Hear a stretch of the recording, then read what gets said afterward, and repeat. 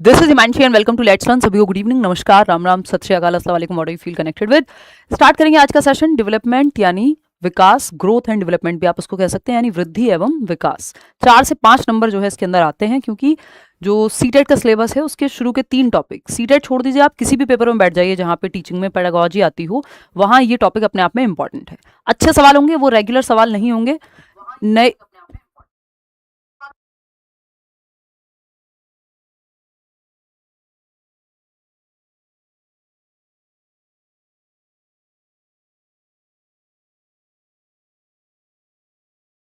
देखिएगा, हमारी आवाज़ हमें आने लग गई है, हमारी टीम जो है कमाल है।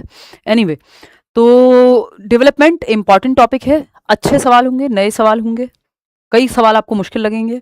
आपकी तैयारी अच्छी है कैसी है वो सब आपको यहाँ पे पता लगेगा, लेकिन एक कॉन्सेप्चुअल क्लैरिटी आएगी और कई बातें नई जानने को मिलेंगी। जैसे जो आइडेंटिकल ट्विन्स हैं और फ्रैटर्नल ट्विन्स हैं, उनकी हेरिडिटी में क्या कॉमन होता है। तो ये कई लोग कहेंगे नहीं जी 100% जेनेटिक्स कॉमन होते हैं, बट आईक्यू में क्या कितना डिफरेंस होता है। ये सब बहुत महीन बातें हैं जो आपको जानने को मिलेंगी। तो इंपॉर्टेंट चीज़ें डिस्कस करेंगे, बहुत दिनों बाद मिल रहे हैं। I was not feeling well, अभी भी ऐसी ही स्थिति, तो इसको 2 पार्ट में तोड़ा है कि 25-25 सवाल, नहीं तो मुझे 50 सवाल इस टॉपिक के कराने थे आपको, बट ये पार्ट 2 में करेंगे मंडे या नेक्स्ट कमिंग वीक में। और आज हम 25 क्वेश्चंस करेंगे, क्योंकि लेंदी हैं सवाल तो टाइम लगेगा, प्रॉपर समझेंगे उनको, है ना, कि एक सवाल से आपके मल्टीपल सवाल सॉल्व हो जाएं, उस तरह की तैयारी होनी चाहिए। तो समझते हैं, शुरू करते हैं। जैसे जैसे आप लोग आते जाएंगे लाइक शेयर सब्सक्राइब करते जाएंगे, अगर नहीं किया है ऑलरेडी तो। इसके अलावा अगर आप सीटेट के बैच में एनरोल होना चाहते हैं तो करियर ऐप पे आप करियर ऐप डाउनलोड करेंगे, वहाँ जाके टीचिंग सेक्शन में एनरोल कर लेंगे खुद को। भारी संख्या में आप लोग ऑलरेडी जुड़े हुए हैं, क्लासेस चल रही हैं। ऐसा माइग्रेन के चलते ये हो रहा था कि मैं बैच में क्लास ले रही थी तो शाम तक यूट्यूब तक आते आते एनर्जी बिल्कुल चली जाती थी, तो उस चक्कर में काफ़ी दिनों से आपकी यूट्यूब पर क्लास नहीं हो पाई है। बीच में तो बैच में भी छुट्टी रही तबीयत के चलते। अभी इम्प्रूव्ड है, सिचुएशन बेटर है, लाइक शेयर सब्सक्राइब आप कर लेंगे। इसका जो पीडीएफ है, क्योंकि आपको जितने भी यूट्यूब पे सेशंस होते हैं उनके पीडीएफ मिल जाते हैं टेलीग्राम चैनल पे। जो ऐप में सेशंस होते हैं वहाँ तो नोट्स आपको मिलते ही हैं। तो ये let's learn squad Telegram channel है, यहाँ से आप आज के सेशन की पीडीएफ आंसर्स मार्क्ड होंगे जिसमें, वो डाउनलोड कर लेंगे। आज से हम कह सकते हैं कि हम वापस से रिज्यूम कर रहे हैं अपनी तैयारी सीटेट की। यूपीटेट हो चुका है, आगे एग्जाम है आपका सीटेट का। तो जो लोग सिर्फ यूट्यूब पे पढ़ते हैं वो क्वेश्चंस प्रैक्टिस करेंगे, जो लोग बैच में हैं ऑलरेडी तो वो क्वेश्चंस एक्स्ट्रा में यहाँ प्रैक्टिस कर लेंगे, वहाँ भी हम लोग करते ही हैं, है ना। टॉपिक वगैरह तो प्रॉपर डिस्कस करते ही हैं। क्वेश्चन नंबर 1 देखिएगा और जवाब दीजिएगा। अपनी तरफ से कोशिश कीजिएगा क्वेश्चन को सॉल्व करने की, बट ऐसा होगा जब आप फंस रहे होंगे आज के क्वेश्चन में, लेकिन वो क्लैरिटी आपकी हम लोग डिस्कस करके उसको क्लियर कर देंगे, आपके डाउट्स को। ठीक है। सोनम वांगचुक को लेके आप में से बहुत सारे लोगों के सवाल हैं, इंस्टाग्राम से लेकर के और यूट्यूब कमेंट्स तक, उस पर चर्चा हम अंत में करेंगे, है ना। मैं यूट्यूब पर आ ही नहीं पाई हूँ इतने दिनों से, तो हम लोग चर्चा नहीं कर पाए इस बारे में। ठीक है, देखिए क्वेश्चन नंबर 1 कितने लोग जवाब दे रहे हैं। सेकेंड ऑप्शन 79% लोग जवाब दे रहे हैं। चलिए चेक कर लेते हैं।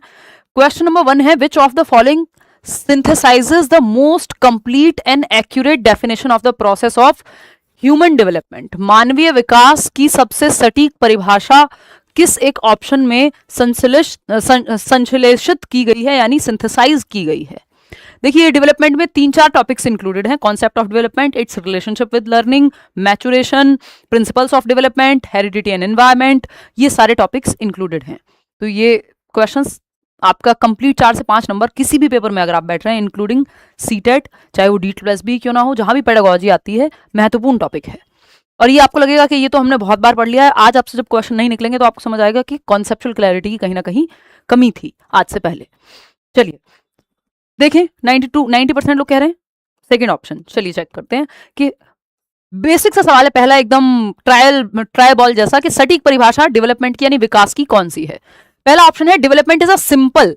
देखिए कोई भी प्रक्रिया सिंपल नहीं हो सकती, चाहे वो प्रेम की हो, अलगाव की हो, डेवलपमेंट की हो, लर्निंग की हो, मैचुरेशन की हो, चाहे वो सामाजिकरण यानी सोशलाइजेशन की हो। दुनिया में अगर किसी भी चीज का नाम प्रोसेस है यानी प्रक्रिया है, किसी भी टर्म के आगे प्रोसेस लिखा हुआ है, तो प्रक्रियाएं कभी भी साधारण नहीं होती, सिंपल नहीं होती, सरल नहीं होती। They are complex in nature, यानी जटिल होती हैं।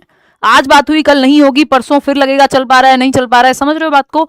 तो ब्रेकअप, पैचअप, कुछ भी, कोई भी प्रोसेस है, चाहे वो लर्निंग की हो, सीखने की हो, डेवलपमेंट की हो, सोशलाइजेशन की हो, मैचुरेशन की हो, हर प्रक्रिया जटिल होती है, सिंपल नहीं होती। तो ये वर्ड जहां आ जाएगा कि विकास शारीरिक ऊंचाई और जैविक वजन का एक सरल मात्रात्मक जोड़ है, डेवलपमेंट एक सिंपल प्रोसेस नहीं हो सकता, पहली बात ये अपने आप में नेगेटिव टर्म है।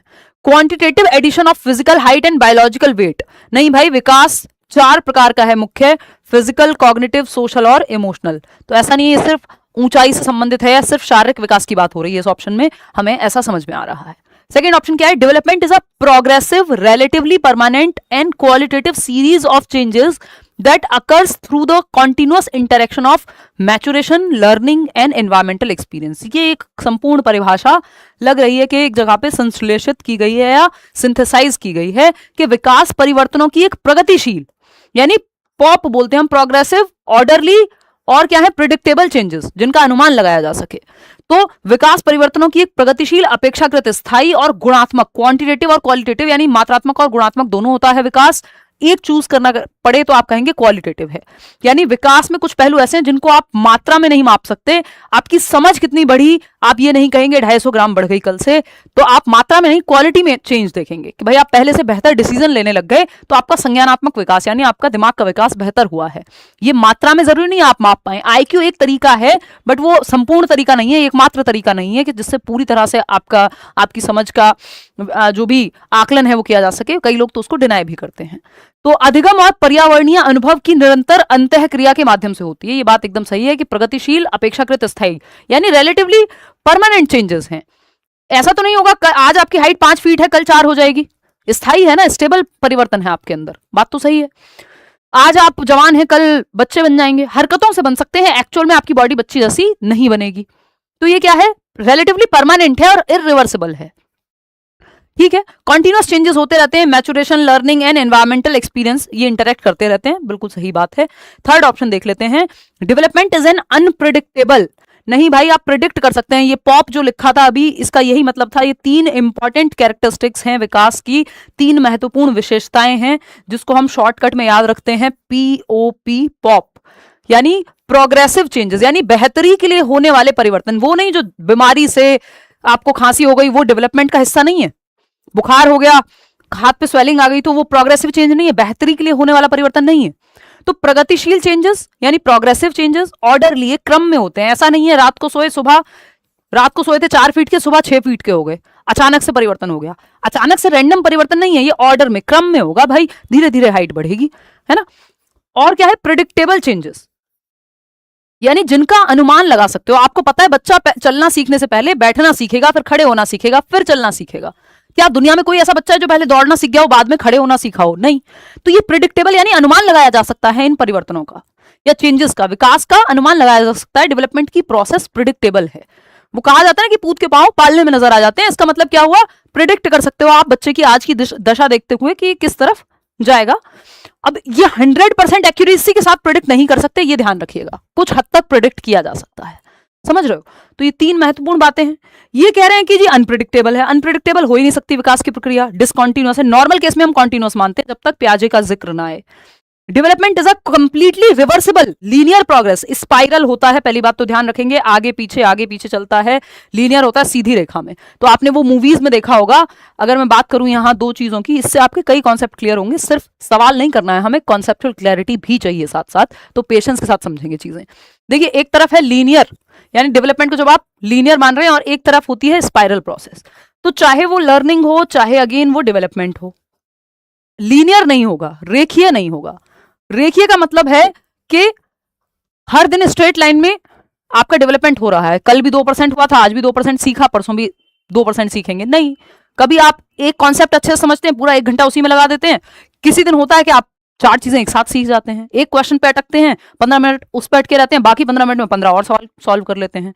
तो ये स्पाइरल है, आगे पीछे चलता है। ये आपने मूवीज में देखा होगा, ये जो चार्ट बनता है कि कोई व्यक्ति अगर दुनिया से चला जाता है तो ये स्ट्रेट लाइन नजर आती है, और अगर जीवित है तो उसकी हार्ट बीट ऐसी चलती है, आगे पीछे। तो ये आगे पीछे जो है डेवलपमेंट की प्रोसेस है कि एक स्टेज में आप आगे बढ़ते हो, आपकी हाइट बढ़ती है, दूसरी स्टेज में हाइट नहीं बढ़ रही होती। जैसे 6 से 12 वर्ष में देखोगे बहुत तेजी से हाइट नहीं बढ़ती हुई नजर आएगी बच्चे की, लेकिन उसमें मजबूती आती हुई नजर आएगी। एक स्टेज में आप आगे बढ़ते हो, दांत आते हैं दूध के, फिर आप पीछे जाते हो, गिरने लगते हैं ये दूध के दांत, फिर आप आगे आओगे, पक्के दांत आएंगे। तो आगे पीछे बैक एंड फोर्थ ये प्रोसेस चलती रहती है। स्पाइरल प्रोसेस है, रेखीय प्रोसेस नहीं है। स्पाइरल मतलब वर्तुलाकार बोलते हैं इसको। तो चाहे वो लर्निंग की प्रोसेस हो, चाहे वो डेवलपमेंट की प्रोसेस हो, ये सब स्पाइरल प्रोसेसेस हैं, ना कि लीनियर। ठीक है, स्ट्रेट लाइन तो फिर डेड हो जाएंगे। आप ऐसे ध्यान रखिएगा, जैसे आप मूवीज में देखते हैं कि बीप वाली आवाज आती है, स्ट्रेट लाइन हो गया यानी विकास खत्म, फिर तो कोई विकास नहीं हो रहा, कोई लर्निंग नहीं हो रही। लर्निंग हमेशा स्पाइरल होगी, या डेवलपमेंट हमेशा स्पाइरल होगा, कॉम्प्लेक्स होगा, ना कि स्ट्रेट लाइन में। ठीक है, तो बाकी के ऑप्शन तो बचते ही नहीं है, सेकंड ऑप्शन ही यहाँ पे एकमात्र तरीके से सही है। आगे बढ़ेंगे क्वेश्चन नंबर 2।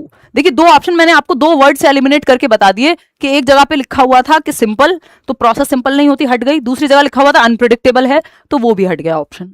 ठीक है, तो कई बार आप सिंपल वर्ड से एलिमिनेट कर सकते हो, ऑप्शन को हटा सकते हो, जिससे समय बच जाएगा आपका पेपर में। हो सकता है कि चारों ऑप्शन आपको ना पता हो, यहां तो हम चारों ऑप्शन इसलिए डिस्कस करते हैं ताकि आपकी नॉलेज बढ़े। ठीक है, तो अभी आप फटाफट से जवाब देंगे और बताएंगे कि सेकंड क्वेश्चन में क्या सही है। बताइए, सेकंड क्वेश्चन में, ये आसान क्वेश्चन है कंपैरेटिवली, पहले वाला क्वेश्चन लेंथी था। देखिएगा, ये क्या कहता है, a toddler is able to hold her head upright, यानी बच्चा अपने सर को सीधे संभाल पा रहा है, संभाल पा रही है, before she is biologically capable of sitting up और वॉकिंग, यानी बच्ची है जो अपने सर को कैसे संभाल पा रही है, स्ट्रेट, है ना, चलना और बैठना सीखने से पहले। This developmental sequence is governed by the, यानी एक ऑर्डर है, क्रम है विकास का, कि बच्चा पहले गर्दन संभालना सीखेगा, फिर बैठना सीखेगा। छोटा बच्चा होता है, अगर 15 दिन का भी, इवन 1 महीने का भी आप उसको गोद में लेते हैं, तो उसकी माता जी या आसपास जो भी उसका ध्यान रख रहा होता है, वो कहता है भाई गर्दन पे हाथ लगा के उठाना। क्यों? क्योंकि सपोर्ट की जरूरत है, गर्दन संभालना अभी खुद से नहीं सीखा है, तो गर्दन संभालना सीखेगा पहले, फिर बैठना सीखेगा, फिर खड़े होना, फिर चलना सीखेगा कहीं जाकर के। तो बैठना और चलना सीखने से पहले अपनी गर्दन संभालना सीखती है एक बच्ची। ये विकास का क्रम है कि 3 महीने के आसपास बच्चा गर्दन संभालना सीख पाता है। ठीक, this developmental sequence is governed bye, कौन सा प्रिंसिपल है, ये विकास का कौन सा सिद्धांत है? बताइए। हेड टू टो जाता है ये, यानी सर से पैर की ओर जाती है विकास की दिशा, इसको लॉन्गिट्यूडनल या लंबवत भी बोलते हैं।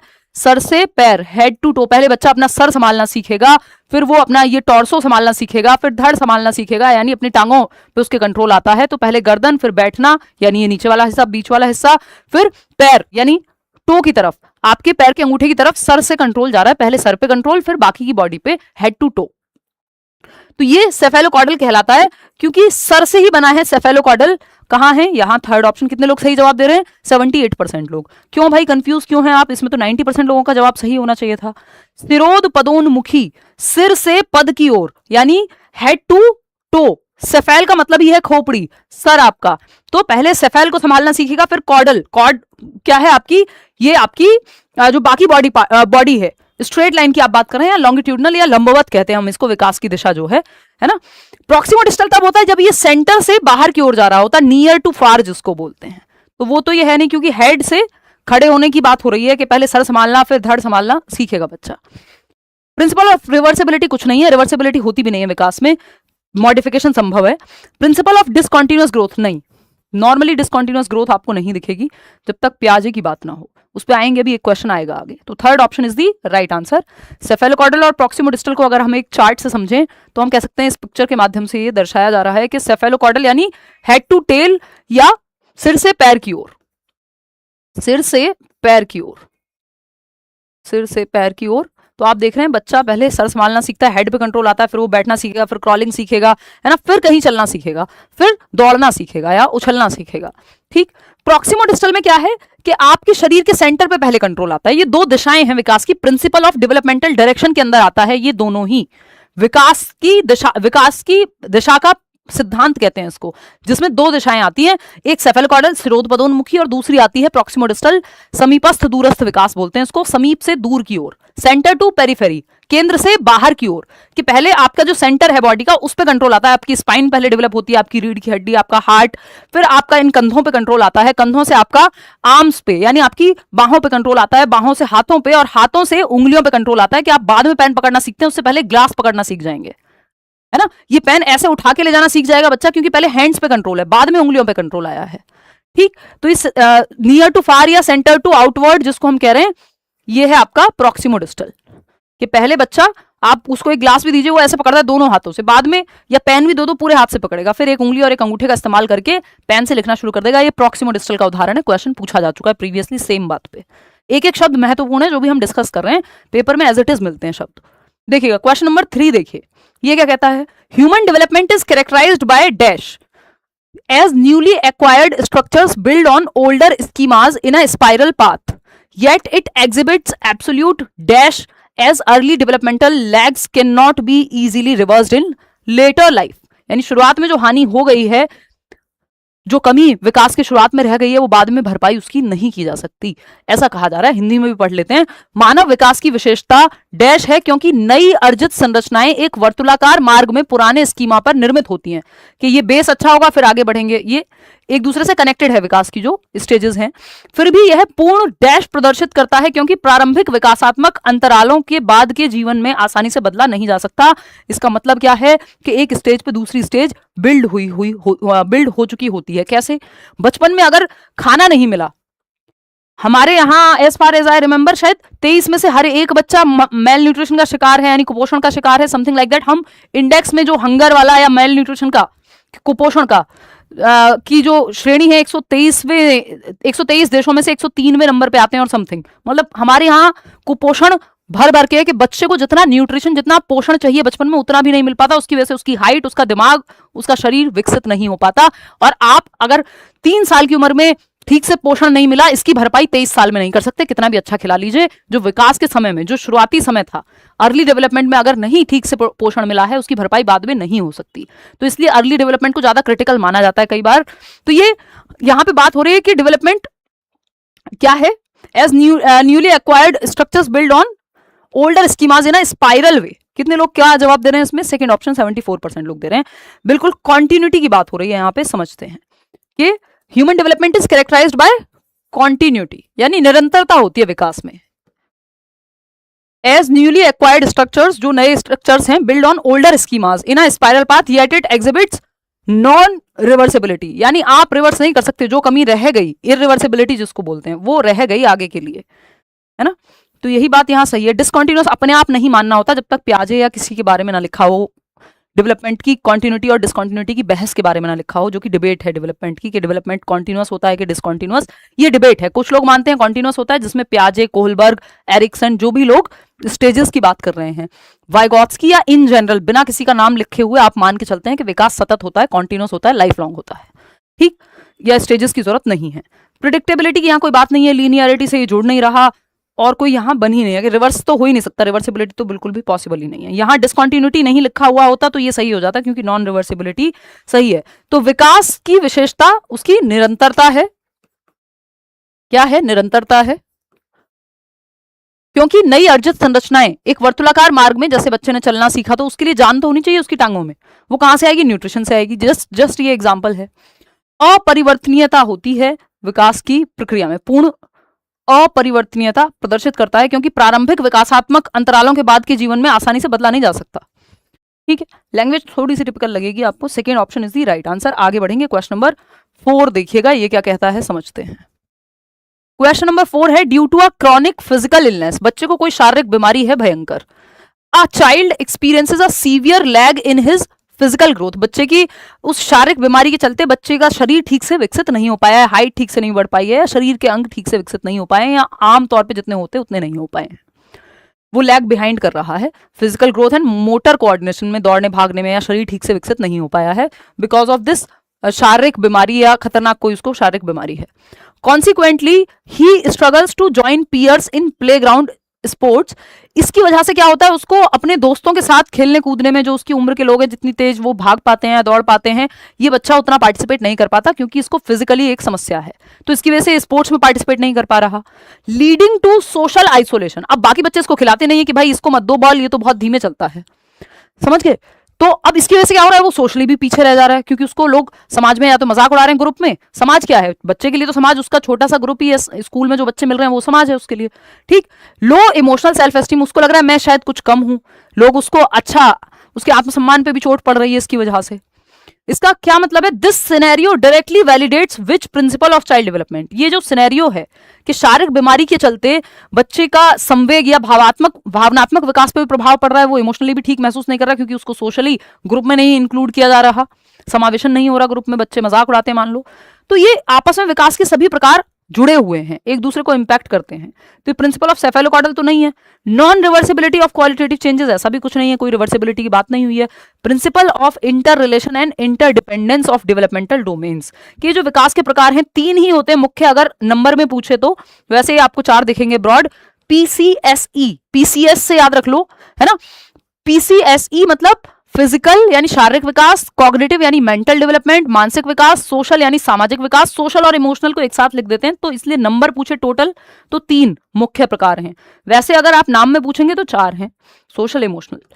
ये progression from specific to general जैसा यहाँ कुछ नहीं है, और जनरल टू स्पेसिफिक होता है, सामान्य से विशिष्ट, विशिष्ट से सामान्य नहीं होता। जनरल टू स्पेसिफिक किससे जुड़ा हुआ है? प्रॉक्सिमो डिस्टल से। एनीवे, बहुत कुछ हो गया आपके लिए, आप इतना ध्यान रख लीजिए कि इंटर रिलेशन एंड इंटरडिपेंडेंस एक दूसरे से जुड़ा हुआ है। फिजिकल, कॉग्निटिव, सोशल, इमोशनल, ये सब आपस में जुड़े हुए हैं। फिजिकली बच्चे को दिक्कत थी तो सोशली भी आई, इमोशनली भी आई, ठीक। तो विकास के सभी प्रकार आपस में जुड़े हुए हैं, इंटर रिलेशन है, अंतः संबंध है। क्वेश्चन नंबर 5 देखिएगा, ये क्या कहता है। क्वेश्चन नंबर 5 कहता है which of the following are considered external environmental factors that begin influencing a child's development even before birth during the prenatal या फिर प्रेगनेंसी या कॉन्सेप्शन स्टेज, कह सकते हो आप, कि निम्नलिखित में से किसे बाहरी पर्यावरणीय कारक, यानी एक्सटर्नल एनवायरमेंट का कारक है या फैक्टर है, इंटरनल नहीं है। इंटरनल क्या है? हेरिडिटी होती है इंटरनल, ठीक। तो जन्म से पहले या प्रसव पूर्व चरण के दौरान बच्चे के विकास को प्रभावित करना शुरू कर देते हैं। बताइए एक्सटर्नल कारक जो प्रेगनेंसी के टाइम पे या कॉन्सेप्शन पीरियड के टाइम पे।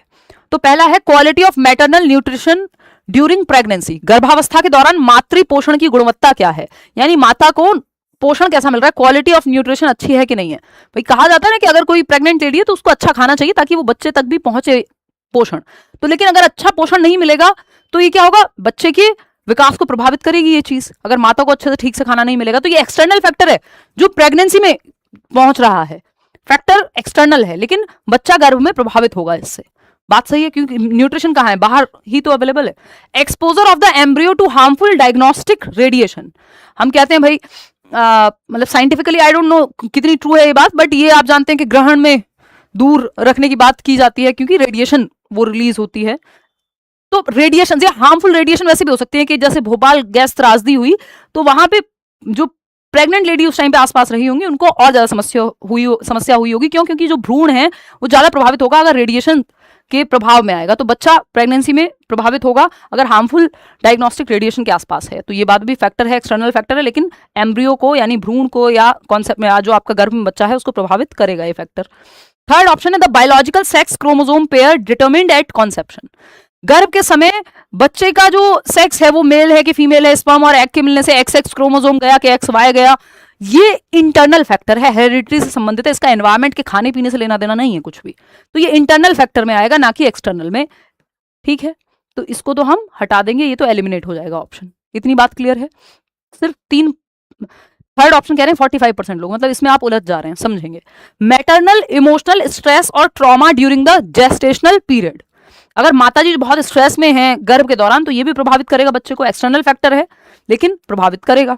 तो फर्स्ट, सेकंड और फोर्थ, थर्ड तो यहाँ आएगा नहीं क्योंकि ये इंटरनल फैक्टर है। फर्स्ट, सेकंड और फोर्थ, थर्ड ऑप्शन सिर्फ 45% लोग सही जवाब दे पा रहे हैं, जबकि एक बेसिक सा सवाल है। ये मत सोचना कि ये तो नहीं पूछा जा सकता या ये तो डेवलपमेंट का पार्ट नहीं है, ये बिल्कुल पार्ट है। और ये आप कितना समझते हैं इस टॉपिक को ये समझाता है आपसे। और कोई बहुत ऐसा नहीं है कि कोई गाड़ी बैल जोड़ने वाले हैं, पूछा जा सकता है एनी टाइम, उसमें कोई बहुत बड़ी बात नहीं है। इंटरनल और एक्सटर्नल फैक्टर्स जो हैं प्रभावित करने वाले विकास को, वो टॉपिक का ही पार्ट है। क्वेश्चन नंबर 6 देखिएगा ये क्या कहता है, पढ़िएगा सवाल। क्वेश्चन नंबर 6 क्या कहता है, evaluate the validity of the following descriptions concerning the developmental stages of children. भाई आपको ये देखना है कि ये स्टेटमेंट जो है 3 ये सही है या नहीं है, करेक्ट चूज करने हैं। लास्ट में आई थिंक लिखा हुआ है कि चूज द करेक्ट कॉम्बिनेशन, जो सही है इन 3 ऑप्शन ABC में से विकास के बारे में या स्टेजेस ऑफ चिल्ड्रन के बारे में। Infancy is characterised by the child senses functioning as their primary intellectual tools to construct reality and understand the environment. बात तो ठीक लग रही है कि नहीं भाई? जो आपका शैशवावस्था है, जन्म से 2 वर्ष हम मान करके चलते हैं, इस समय बच्चा अपने सेंसेस, अपनी ज्ञानेंद्रियों से, यानी उसका दिमाग किससे विकसित हो रहा है? अपने सेंसेस से। 5 सेंसेस कौन से हैं आपके? टच, स्मेल, है ना, टच, स्मेल, टेस्ट, हियरिंग, आई, ये सब आपकी जो 5 ज्ञानेंद्रियां हैं, इनके थ्रू वो अपने संज्ञान का, अपने ज्ञान का निर्माण करता है। बात तो सही है, कोई इसमें दिक्कत? सही है ये तो। Early childhood represents a self centered stage where egocentric speech is highly prevalent and language acquisition is extremely rapid. ये बात भी सही है कि जो प्रारंभिक बाल्यावस्था है, ये जन्म से 2 वर्ष की बात हो रही है। सेंसरी मोटर बोलते हैं जिसको, प्याजे, है ना, तो सेंसस से ही वो अपनी समझ बना रहा है। 2 से 6 वर्ष अर्ली चाइल्डहुड या पूर्व बाल्यावस्था, यहां भाषा का विकास सबसे तेज होता है, फास्टेस्ट या क्रिटिकल पीरियड है लैंग्वेज डेवलपमेंट के लिए। बहुत तेजी से भाषा का विकास होता है बच्चे की। ठीक है, बच्चा सेल्फ सेंटर्ड है, ईगो सेंटर्ड है, प्याजे ने भी कहा है ना, दूसरे के पर्सपेक्टिव से नहीं देख पाएगा। ये बात सही है, दोनों बातें सही है। सी को चेक करना है कि ये सही है कि नहीं है। Later childhood is universally designed designated as the stress and storm period. नहीं भाई, ये तो एडोलेसेंस को कहते हैं हम। ये किसको कहते हैं? किशोर अवस्था को, 12 से 18 को, 6 से 12 को नहीं कहते। लेटर एडोलेसेंस है 6 से 12। तो ए और बी तो सही है। A is true, B is true, C is false. कितने लोग फर्स्ट ऑप्शन दे रहे हैं? 59% लोग। Very good. इससे आपकी कॉन्सेप्चुअल क्लैरिटी का पता चलता है कि अगर सेम कॉन्सेप्ट से मुश्किल क्वेश्चन बना दें तो आप सॉल्व कर पा रहे हैं कि नहीं कर पा रहे हैं। ठीक, तो ए सत्य है, बी सत्य है और सी जो है वो असत्य है, क्योंकि ये तनाव और तूफान की अवस्था किशोर अवस्था है, ना कि उत्तर बाल्यावस्था। देखिए 4 महत्वपूर्ण स्टेजेस हैं डेवलपमेंट की, वो एक बार यहां समझ लेते हैं। पेपर में एक सवाल जरूर कम से कम बनता है, चाहे पेपर कोई भी हो। इन्फेंसी, इससे पहले आपकी होती है प्रीनेटल स्टेज, जिसको गर्भावस्था कहते हैं। एक सवाल जो हमने किया था अभी, जनरली उस पर सवाल नहीं आते हैं, बट आपको थोड़ा सा पता होना चाहिए। उसके बाद जो आपकी 4 महत्वपूर्ण अवस्थाएं हैं वो ये हैं। Infancy, early childhood. इन्फेंसी है जन्म से 2 वर्ष, यूपी टेट में वो 5 वर्ष मान लेते हैं, वो एक अलग कहानी है। अर्ली चाइल्डहुड, इन्फेंसी को शैशवावस्था भी कहते हैं हिंदी में। अर्ली चाइल्डहुड यानी पूर्व बाल्यावस्था 2 से 6 वर्ष, इसको हम टॉय एज कह देते हैं। सेल्फ सेंट्रिक है बच्चा, भाषा बहुत तेजी से विकसित हो रही है 2 से 6 वर्ष में। लेटर चाइल्डहुड यानी उत्तर बाल्यावस्था, ये स्कूल एज है। लेटर चाइल्डहुड या फिर स्कूल एज आप इसको कह सकते हो। लेटर चाइल्डहुड 6 से 12 वर्ष, जब पहली बार बच्चा पहली क्लास में एडमिशन लेता है 6 वर्ष की उम्र में, उससे पहले प्ले वे में जाएगा वो, 2 से 6 में अर्ली चाइल्डहुड में। एक्चुअल स्कूल एज नहीं है। एडोलेसेंस क्या है? ये गैंग एज भी है। इसको आप लेटर चाइल्डहुड को गैंग एज यानी ग्रुप में खेलता है बच्चा, स्कूल एज भी है यही, क्योंकि पहली कक्षा में 6 वर्ष के बच्चे का ही एडमिशन होगा। ये तो प्ले वे टाइप की उम्र है आपकी, इसको टॉय एज भी कह देते हैं हम लोग कई बार, 3 से 6 में। ठीक, इन्फेंसी आपकी, कई लोग टॉय एज इन्फेंसी को भी कहते हैं, लेकिन आपको फिर वो 6 वर्ष तक कंसिडर करनी पड़ेगी, उसमें आपको जाने की जरूरत नहीं है, आजकल उस तरह से पूछा भी नहीं जाता। एडोलेसेंस किशोर अवस्था, तनाव एवं तूफान की अवस्था, 12 से 18 वर्ष, इसको WHO कहता है 10 से 19 वर्ष, जिसमें प्यूबर्टी हिट होगी, है ना। एडोलेसेंस से बहुत सवाल यूपी टेट में भी आए, 1 से 2 सवाल कम से कम सी टेट में भी आते हैं। ठीक है, इतनी बात। तो ये 4 अवस्थाएं जो महत्वपूर्ण है, इन्फेंसी शैशवावस्था, अर्ली चाइल्डहुड पूर्व बाल्यावस्था 2 से 6, लेटर चाइल्डहुड यानी उत्तर बाल्यावस्था 6 से 12, स्कूल एज कहेंगे, एडोलेसेंस किशोरावस्था, तनाव एवं तूफान की अवस्था स्टैनली हॉल ने कहा है 12 से 18 वर्ष। बात सही है, ये 4 महत्वपूर्ण अवस्थाएं। आइडेंटिटी क्राइसिस भी आपका यहीं पे आता है, पूछ लेता है कई बार, इसलिए पता होना चाहिए। जल्दी में नहीं पढ़ेंगे, समय है हमारे पास, इसीलिए मैंने ये 2 पार्ट में किया है कि 50 सवाल आराम से 2 सेशन में करेंगे। तो ए और बी दोनों सही है, बस सी सही नहीं था। तो एक सवाल से आपके कई सवाल सॉल्व हो रहे हैं। ये 4 अवस्थाएं आप ऐसे भी देख सकते हो, है ना। भाषा का विकास यहाँ सेंसस से सीखता है बच्चा, भाषा का विकास बहुत तेजी से होगा 2 से 6 में। ग्रुप में आपका इन्वॉल्व होता है, ग्रुप में खेलता है, गैंग एज 6 से 12 लेटर चाइल्डहुड, 13 to 19, 10 to 19, 12 से 18 आइडेंटिटी क्राइसिस। पीयर ग्रुप का बहुत ज्यादा इन्फ्लुएंस होता है अपने दोस्तों का एडोलेसेंस में 12 से 18 में। ग्रुप में खेलता है 6 से 12 में, लेकिन उतना इन्फ्लुएंस नहीं है जितना 12 से 18 में है। वो कॉलेज तक वही चूज कर लेगा जहां उसका दोस्त जा रहा होगा। ठीक, तो क्वेश्चन नंबर 7 देखिए और जवाब दीजिए फटाफट। क्वेश्चन नंबर 7 देखिए और जवाब दीजिए, इतने में जल ग्रहण करती हूँ, फटाफट से आंसर कीजिए। सीटेट का बैच लेना है मैम, कैसे लें? लव कुश, लव कुश नहीं, लेट्स लर्न ऐप से नहीं, ऐप पे बैच नहीं होते हैं लेट्स लर्न की, ऐसी फ्री मॉक टेस्ट टाइप ऐसे खेलने कूदने के लिए ऐप बनाया हुआ है। आपको अगर बैच लेना है तो करियर विल ऐप पे जाएंगे और वहां टीचिंग सेक्शन में जाएंगे तो सीटेट का बैच आपको मिलेगा, है ना। और कहीं से आपको वो बैच नहीं मिलेगा जहां मैं पढ़ा रही हूँ। अगर कोई बेच रहा है तो वो फेक है, उसकी कंप्लेंट करें, उस पर हम एक्शन लेंगे।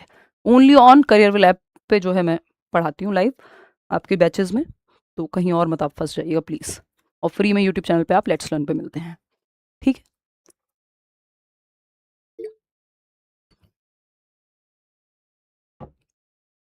और ये एकदम सही समय है, अभी आपके पास इनफ समय है कि आप तैयारी कर पाएं बैच में बैठ के आराम से।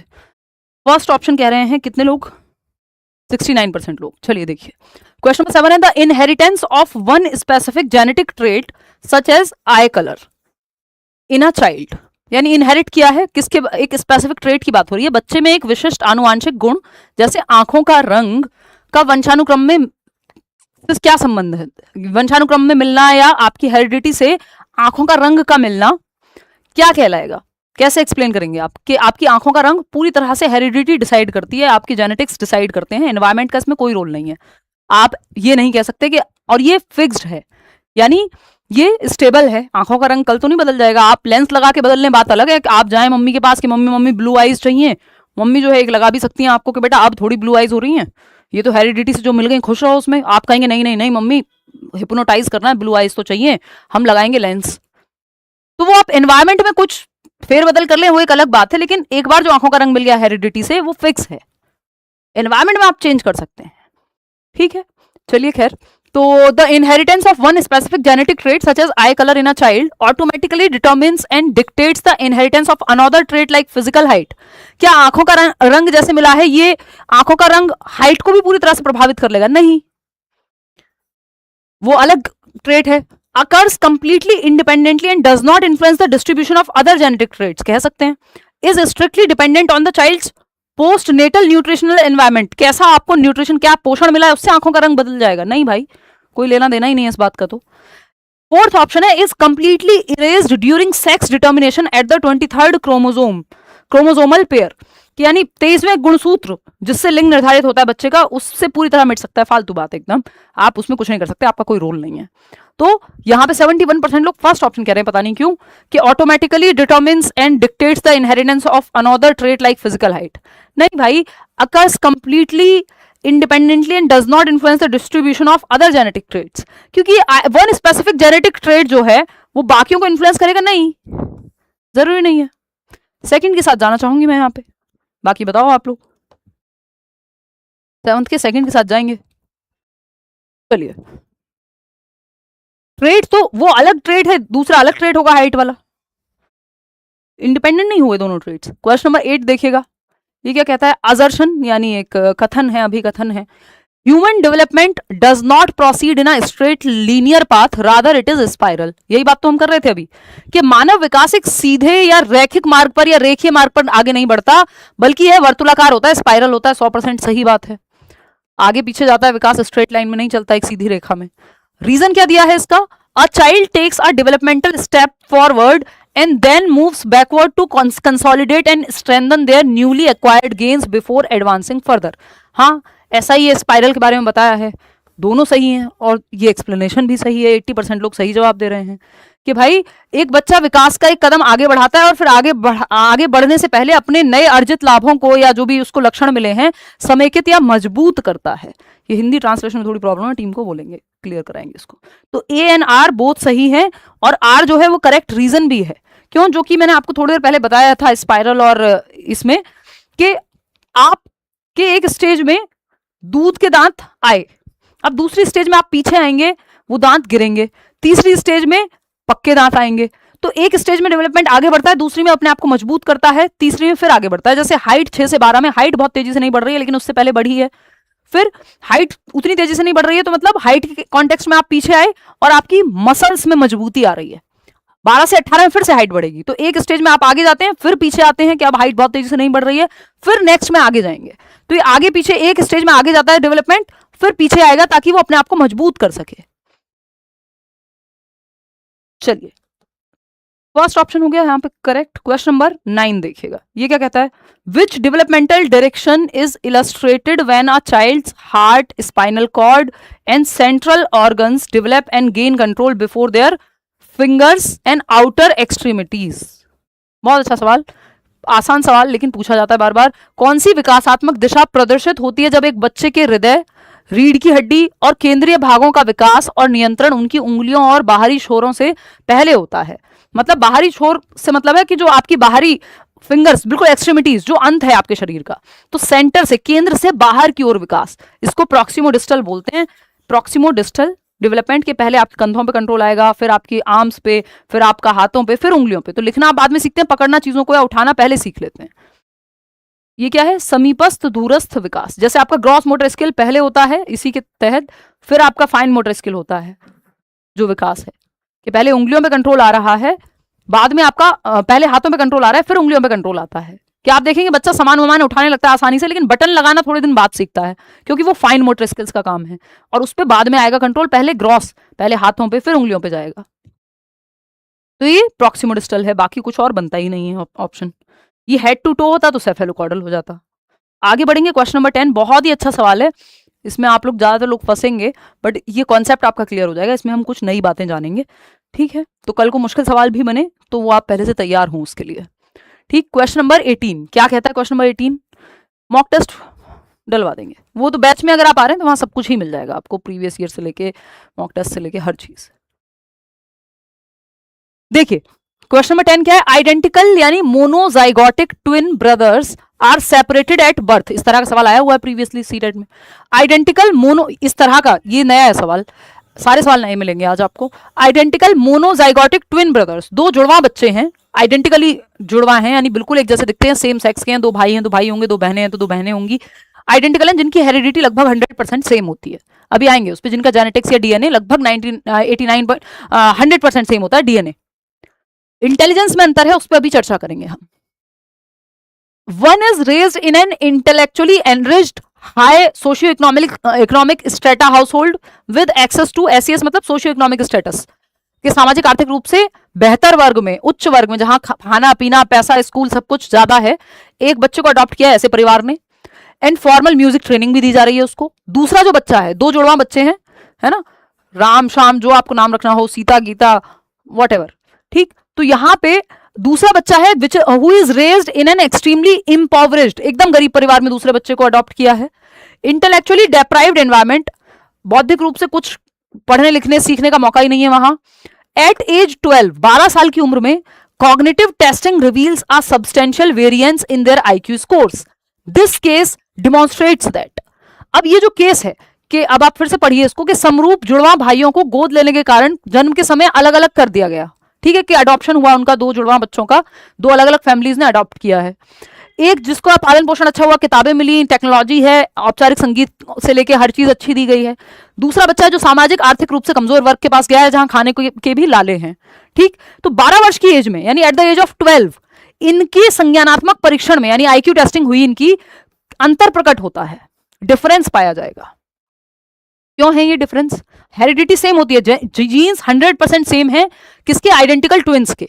आइडेंटिकल ट्विंस जो बिल्कुल सेम दिखते हैं, आपके आसपास भी होंगे, आपके रिश्तेदार के, किसी दोस्त के, आप खुद भी हो सकते हैं। आइडेंटिकल या मोनोजाइगोटिक यानी सेम जाइगोट से बनते हैं वो, यानी सेम निषेचित अंडे से, एक ही एग और स्पर्म से फर्टिलाइज्ड हैं, तो हेरिडिटी एकदम सेम है, जेनेटिक्स एकदम सेम है, ठीक। तो अगर हम बात करें यहाँ पे 12 साल की उम्र में दोनों अलग अलग परिवारों ने गोद ले लिया बच्चों को, अडॉप्ट हो गए। अब आईक्यू में अंतर पाया जाएगा तो कितना, ये पूछा है, या कैसे? पहला ऑप्शन है environment has zero influence on the manifestation of genetically shared cognitive capacities. अब ऐसा कई लोग कहेंगे कि एनवायरमेंट का कोई रोल नहीं होता आईक्यू में, ऐसा नहीं है। जो लेटेस्ट रिसर्च है वो सारी ये मानती हैं कि आईक्यू पे प्रभाव पड़ता है अच्छे बेहतर एनवायरमेंट का, इवन सोशियो इकोनॉमिक स्टेटस का भी, कि आप किस सामाजिक आर्थिक स्टेज में हैं, स्टेटस के घर में हैं, उससे भी प्रभाव पड़ेगा, क्योंकि आपके खाने से लेके आपके पढ़ने के अवसर अलग हो जाएंगे। और लॉन्ग टर्म में, एक दिन में प्रभाव नहीं पड़ेगा, एक साल में प्रभाव नहीं पड़ेगा, बट 10 साल के गैप में अगर आप देखेंगे, फ्लीन इफेक्ट ये कहता है कि हर 10 साल में जो नई जनरेशन है उसका आईक्यू का एवरेज स्कोर बेहतर होता है पुरानी से। एनीवे, इसको फ्लीन इफेक्ट कहते हैं, वो उस पर अभी चर्चा की जरूरत नहीं है, एक्स्ट्रा में बता रही हूं। तो आनुवांशिक रूप से साझा संज्ञानात्मक क्षमताओं के प्रकटीकरण पर पर्यावरण का शून्य प्रभाव है, ऐसा नहीं कह सकते। एनवायरमेंट का रोल होता है इंटेलिजेंस में, ऐसा नहीं कह सकते हम। आईक्यू के पॉइंट्स भी इधर उधर हो जाते हैं, बहुत बड़ा नहीं, बट अंतर आएगा। Identical twins do not actually share the same chromosomal structure at birth, यानी समरूप जुड़वा जो हैं वो वास्तव में जन्म के समय समान गुणसूत्र संरचना साझा नहीं करते। नहीं भाई, सेम ही सेक्स होता है दोनों का, तभी आइडेंटिकल हैं वो। फ्रेटर्नल होते तो अलग अलग भाई बहन भी हो सकते थे जुड़वा, यहाँ पे सेम होगा, या तो भाई भाई होंगे या भाई बहन है तो दो बहनें होंगी। आइडेंटिकल तभी कह रहे हैं, आइडेंटिकल मतलब बिल्कुल same. While genetics provide a base, environmental enrichment or deprivation determines the actual realization of cognitive potential। कि भाई आपके जीन्स आपको बेस तो दे देंगे एक, एक रॉ मटेरियल तो दे देंगे हेरिडिटी जो है डेवलपमेंट के लिए, लेकिन वो बाहर इमारत कैसे बनेगी? भाई रॉ मटेरियल क्या है? आपको सीमेंट दे दिया, ईंट दे दी, रोड़ी बदरपुर जो चाहिए वो दे दिया, ये रॉ मटेरियल है। वो एनवायरमेंट पे डिपेंड करेगा ना, कौन उससे कैसी बिल्डिंग बनाता है। तो एनवायरमेंट डिसाइड करता है how far you will go. Heredity कहती है how far you can go. आपको लोअर लिमिट दे दी और अपर लिमिट दे दी हेरिडिटी ने, कि या तो बिल्कुल आपको एक आईक्यू का फिगर बता दिया कि आप मेंटली रिटार्डेड हैं, तो वो हेरिडिटी से आईक्यू व्हाटएवर आपका आया है। हायर लिमिट है तो वो भी डिसाइडेड है। बीच में आपका आईक्यू 140 तक पहुंचने का एनवायरमेंट आपको मिला ही नहीं, आप 110 वाली हरकतें करते रह जाएंगे। तो जितना हम, ये कहा जाता है ना कि जितना हमें हमारा जो आईक्यू होता है उतना भी हम फुल, कितने लोग हैं जो दिमाग का फुल इस्तेमाल कर पाए हैं? 10-15% भी बहुत कम लोग कर पाए हैं। जो सबसे ज्यादा कर पाया वो भी पूरी तरह से इस्तेमाल नहीं कर पाया। तो ये ऑप्शन हमें सही लग रहा है। फोर्थ ऑप्शन है cognitive development is purely a product of linear biological maturation. नहीं भाई, हेरिडिटी और एनवायरमेंट दोनों का ही प्रभाव पड़ता है संज्ञानात्मक या दिमाग के विकास पे। ऐसा नहीं है कि सिर्फ एनवायरमेंट से ही प्रभावित होगा।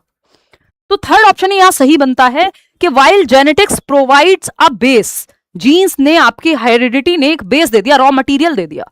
एनवायरमेंटल एनरिचमेंट और डेप्रिवेशन, एनवायरमेंट में आपको एनरिचमेंट मिला है, संवर्धन मिला है, बेहतर चीजें मिली है, या डेप्राइव्ड रहे हैं आप, यानी वंचित रहे हैं आप खाने से, पीने से, अच्छी खेलने के ऑप्शन से, पढ़ने के ऑप्शन से। The actual realization of cognitive potential उस पर डिपेंड करेगा कि हेरिडिटी बेस तो दे देगी बट कॉग्निटिव डिफरेंसेस पाए जाएंगे इन बच्चों में। क्यों? क्योंकि हेरिडिटी ने बेस दिया है। हेरिडिटी फाइनली सब कुछ डिसाइड करके पहले से नहीं दे सकती। इसमें 2-3 बातें जो मुझे आपको बतानी है। एक तो ये कि जो आइडेंटिकल ट्विंस होते हैं, यानी जो वो जुड़वा बच्चे जिनकी हेरिडिटी 100% सेम है, उनका आईक्यू में जो कोरिलेशन होता है, जीन्स सेम है लेकिन आईक्यू का कोरिलेशन है कितना? 90% के आसपास। यानी ये बच्चा ए है और बच्चा बी है, अगर इनको एक घर में भी रखें हम तो 90% आईक्यू सेम होगा। अगर ये जुड़वा हैं, एक ही समय पैदा हुए हैं, एक ही जेंडर के, आइडेंटिकली जुड़वा हैं, हेरिडिटी 100% सेम है लगभग। तो यहां पे लेकिन आईक्यू में अंतर है, 90% सिमिलैरिटी होगी या कॉमन चीजें होंगी। अगर अलग अलग घर में चले गए तो 72% के करीब आईक्यू सिमिलर होगा। ठीक है। वहीं फ्रेटर्नल जो है वो 50-50%, कोई भी अदर सिबलिंग, मतलब जैसे जो आपका भाई और बहन, अगर आप अलग अलग, आपका जन्म हुआ है कुछ सालों के दरमियान, तब 50% चांस है कि आपकी हेरिडिटी सेम होती है, 50% के करीब। लेकिन अगर आप एक साथ पैदा हुए हैं तो उस केस में आईक्यू, अगर आइडेंटिकल ट्विन है तो आईक्यू आपका 72% तक, अलग अलग घर में भी पैदा हुए हैं, अलग अलग घर में भी बड़े हुए हैं, अडॉप्ट भी हो गए, तब भी 72% आईक्यू सेम रहेगा। लेकिन एनवायरमेंट का रोल होगा। एनीवे, इस पे आएंगे अभी, और उससे पहले 2-3 बातें और जान लो, ये डिटेल में समझेंगे। मोनोजाइगोटिक ट्विंस, मोनोजाइगोटिक ट्विंस होते हैं जिसको आइडेंटिकल ट्विंस कहते हैं। मोनो का मतलब है सिंगल, तो सिंगल एग और स्पर्म सेल से बने हैं ये, इसलिए मोनो बोल रहे हैं, मोनोजाइगोटिक। डाइजाइगोटिक यानी ये फ्रेटर्नल ट्विंस हैं, दो अलग अलग जाइगोट से। जाइगोट जो स्पर्म और ओवा के मिलने से बनेगा या एग के मिलने से बनेगा। तो फ्रेटर्नल ट्विंस जो दो भाई बहन हो सकते हैं जिनकी हेरिडिटी जो है वो 50% के करीब सिमिलर होती है। यहां पे इनकी 100% है जो आइडेंटिकल है। आईक्यू इनका 90% के करीब सिमिलर है, ठीक है ना, उनका 50 के अराउंड ही रहता है। एनीवे, आएंगे। तो आप ध्यान रखेंगे, मोनोजाइगोटिक यानी identical twins, 100% genetic similarity, 100% genes same होंगे, सेम सेक्स के होंगे, शक्लें भी सेम होंगी। डाइजाइगोटिक या फ्रेटर्नल ट्विंस भाई बहन हो सकते हैं और इनकी 50% जेनेटिक सिमिलैरिटी होती है, यानी इनके जीन्स 50% सेम है, 50% अलग हैं, है ना। May be of same gender और डिफरेंट हो सकते हैं, भाई बहन भी हो सकते हैं, भाई भाई भी हो सकते हैं, बट जरूरी नहीं है शक्लें मैच हो या हेरिडिटी 100% मैच हो, तभी इनको फ्रेटर्नल ट्विंस कह रहे हैं। एक चीज होती है फिनोटिपिक प्लास्टिसिटी, फिनोटाइप और जीनोटाइप। जीनोटाइप जो आपके जेनेटिक मेकअप में कोडेड है, फिनोटाइप जो एनवायरमेंट में निकल करके आता है। इतना डिटेल में मत जाइए, इस फिनोटाइप को लेकर के जनरली नहीं पूछता है सीटेट में। जीनोटाइपिक सीलिंग आप ध्यान रख सकते हैं, ये जरूरी है। जीनोटाइपिक सीलिंग होती है कि जेनेटिक्स से आपकी आईक्यू को लेकर के एक लिमिट मिल गई है कि ये बेस है और ये हाईएस्ट लिमिट है, कि अब एनवायरमेंट का रोल है कि आप कहां तक पहुंचेंगे, कि आप 10th फ्लोर पे पहुंच पाएंगे या 5th पे रह जाएंगे, लेकिन पोटेंशियल मिल गया आपको हेरिडिटी से, यानी आईक्यू आपको मिल गया है, लेकिन एनवायरमेंट पे डिपेंड करेगा कि कितना आप रियलाइज कर पा रहे हैं उसको। एनीवे, इसको ऐसे लिख लेना आप, ये 2-3 तरीके से पूछा जाता है कि heredity provides raw material for intelligence or development, raw material यानी आपको कच्चा माल दे दिया है, बिल्डिंग कैसी बनेगी वो एनवायरमेंट पर निर्धारित होगा, है ना। तो रॉ मटेरियल या एक बेस प्रोवाइड कर देती है, या हम कह सकते हैं it provides a base for development, और IQ provides a intelligence, IQ भी कहना गलत होगा, it provides a base for development, यानी एक आधार प्रदान कर देती है हेरिडिटी, जिसमें आपकी जीनोटाइपिक लिमिट की जब हम बात कर रहे हैं, यहां ये जो जीनोटाइपिक सीलिंग है कि आप मैक्स यहां तक पहुंच सकते हैं, एनवायरमेंट नहीं मिला तो नहीं भी पहुंचेंगे। एनीवे, ये बाकी एग्जाम के लिए छोड़ दीजिए, आप सिंपल सी बात समझिए कि हेरिडिटी प्रोवाइड करती है क्या, एक तो रॉ मटेरियल कच्चा माल, इट डेवलपमेंट के लिए, इट प्रोवाइड्स अ बेस आधार दे देती है, और इससे एक स्टेटमेंट बनता है जो पूछ लिया जाता है कई बार आपके समय में, मुश्किल पेपर बनाना हुआ अगर सीटेट के लिए तो वहां भी पूछा जा सकता है, क्योंकि हेरिडिटी एंड एनवायरमेंट अलग से टॉपिक दिया हुआ है, तो ऐसा नहीं है आउट ऑफ सिलेबस नहीं है। तो अगर हम देखें जीनोटाइप फिनोटाइप जनरली नहीं पूछता है, वो भी आउट ऑफ सिलेबस नहीं, बट पढ़ने की जरूरत नहीं होती, सीटेट में तो नहीं पूछा जीनोटाइप और फिनोटाइप। जीनोटाइप होता है जेनेटिक मेकअप, फिनोटाइप जो एनवायरमेंट में बाहर आ पाया है ना, कि आपका रंग हो सकता है जेनेटिकली आपके अंदर जीन्स हो थोड़े से डार्कर साइड, कलर की कॉन्टेक्स्ट में मैं बात कर रही हूँ, बट आप इतनी ठंडी जगह रहते हैं बचपन से ही, तो वो शेड फिनोटाइप में एनवायरमेंट में बिकॉज ऑफ एनवायरमेंट थोड़ा सा लाइट फिनोटाइप में आया हो, फिनोटाइप जो ऑब्जर्वेबली बाहर देख सकते हो आप, जेनेटिक मेकअप जो जीन्स में ही है। एनीवे, हेरिडिटी हम कह सकते हैं कि heredity decides how far we can go, how far we can go, कि हम कितनी दूर जा सकते हैं, ये आपकी हेरिडिटी निर्धारित करती है।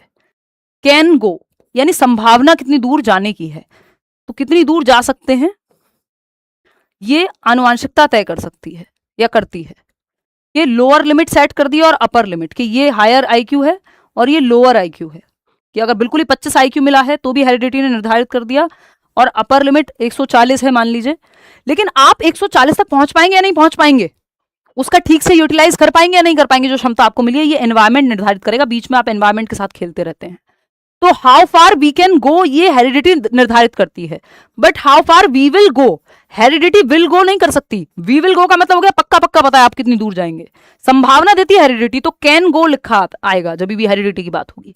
एनवायरमेंट कहेगा will go, how far you will go, तो एनवायरमेंट जैसा मिला है, शिक्षा जैसी मिली है, खाना पीना जैसा मिला है, वो डिसाइड करेगा कि how far you will go. इसलिए दो अलग अलग परिवारों में अडॉप्ट किए हुए बच्चों की संज्ञानात्मक क्षमता में या आईक्यू में डिफरेंस आ सकता है। क्यों? क्योंकि एनवायरमेंट प्रभावित करता है जो आपका इंटेलिजेंस है या ओवरऑल डेवलपमेंट है उसको। चलिए खैर आगे बढ़ते हैं, एक और सवाल है इसी से संबंधित, तो आपको और क्लैरिटी आएगी। आइडेंटिकल और फ्रेटर्नल ट्विंस पे ही क्वेश्चन नंबर 11, एक बार सॉल्व करो इसको फिर आगे बढ़ेंगे। आंसू तो नहीं आ रहे हैं सवाल देख करके? चलिए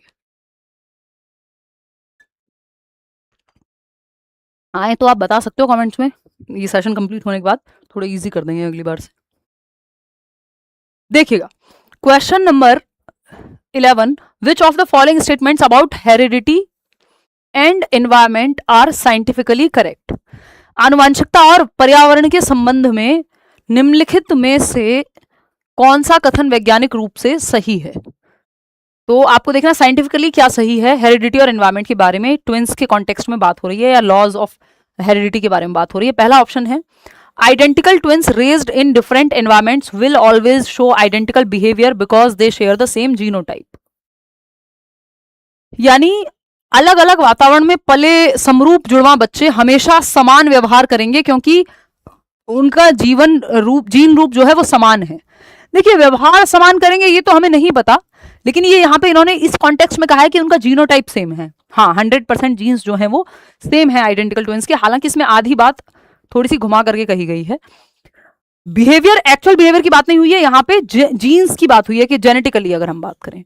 fraternal twins are genetically as similar as ordinary siblings, यानी कोई भी दो भाई बहन का जितना जीन्स कॉमन होता है उतना ही फ्रेटर्नल ट्विंस के जेनेटिक मेकअप में सिमिलैरिटी होती है। यानी ट्विंस हैं ये बच्चे फ्रेटर्नल, जो दो अलग अलग जेंडर के हो सकते हैं, दो अलग अलग स्पर्म और एग सेल यानी दो अलग जाइगोट से फर्टिलाइज हो सकते हैं, दो अलग स्पर्म सेल और एग से, बट इनकी हेरिडिटी उतनी समान है जितनी किन्हीं भी दो भाई बहन की होती है जिनकी एज में भी अंतर होता है, जो कि 50% के करीब होती है। बात तो सही है। According to Mendel's law of segregation, recessive traits disappear permanently after 2 generations. ये बेकार की बात है। कुछ ट्रेट्स रिसेसिव होते हैं, कुछ ट्रेट्स डोमिनेंट होते हैं। कि हो सकता है आपके पिताजी का रंग सांवला रहा हो और माताजी का रंग फेयर हो, मान लेते हैं, तो आपका कलर फेयर है। अब ऐसा नहीं कि आपके जेनेटिक मेकअप में वो जो भी बेसिकली दूसरा कलर है, जिसको आप सांवला कह लो, हल्का सा डार्क शेड कह लो, वो नहीं है, वो है, बट वो माताजी का जो कलर था या जो फेयर कलर था वो ज्यादा डोमिनेंट था। इसका उल्टा भी पॉसिबल है ना। तो ये डोमिनेंट जीन्स जो रहे होंगे उसका प्रभाव आपको दिख जाएगा। रिसेसिव जीन्स हो सकता है दूसरा जीन्स रिसेसिव हो, थोड़ा सा डोमिनेंट के सामने नीचे रह गया हो, या अगली किसी जनरेशन में हो सकता है वो बाहर आ जाए, डोमिनेंट बन जाए, पॉसिबल है। ऐसा नहीं है कि वो 2 पीढ़ी के बाद खत्म हो जाएगा। जेनेटिक मेकअप तो रहेगा ही, आपके पीछे चलता रहता है कई जनरेशन से, तो ये कहना गलत होगा। Development depends on the interaction between genetic potential and the environment. जो विकास है ये डिपेंड करता है कि जेनेटिक पोटेंशियल क्या है और एनवायरमेंट क्या है।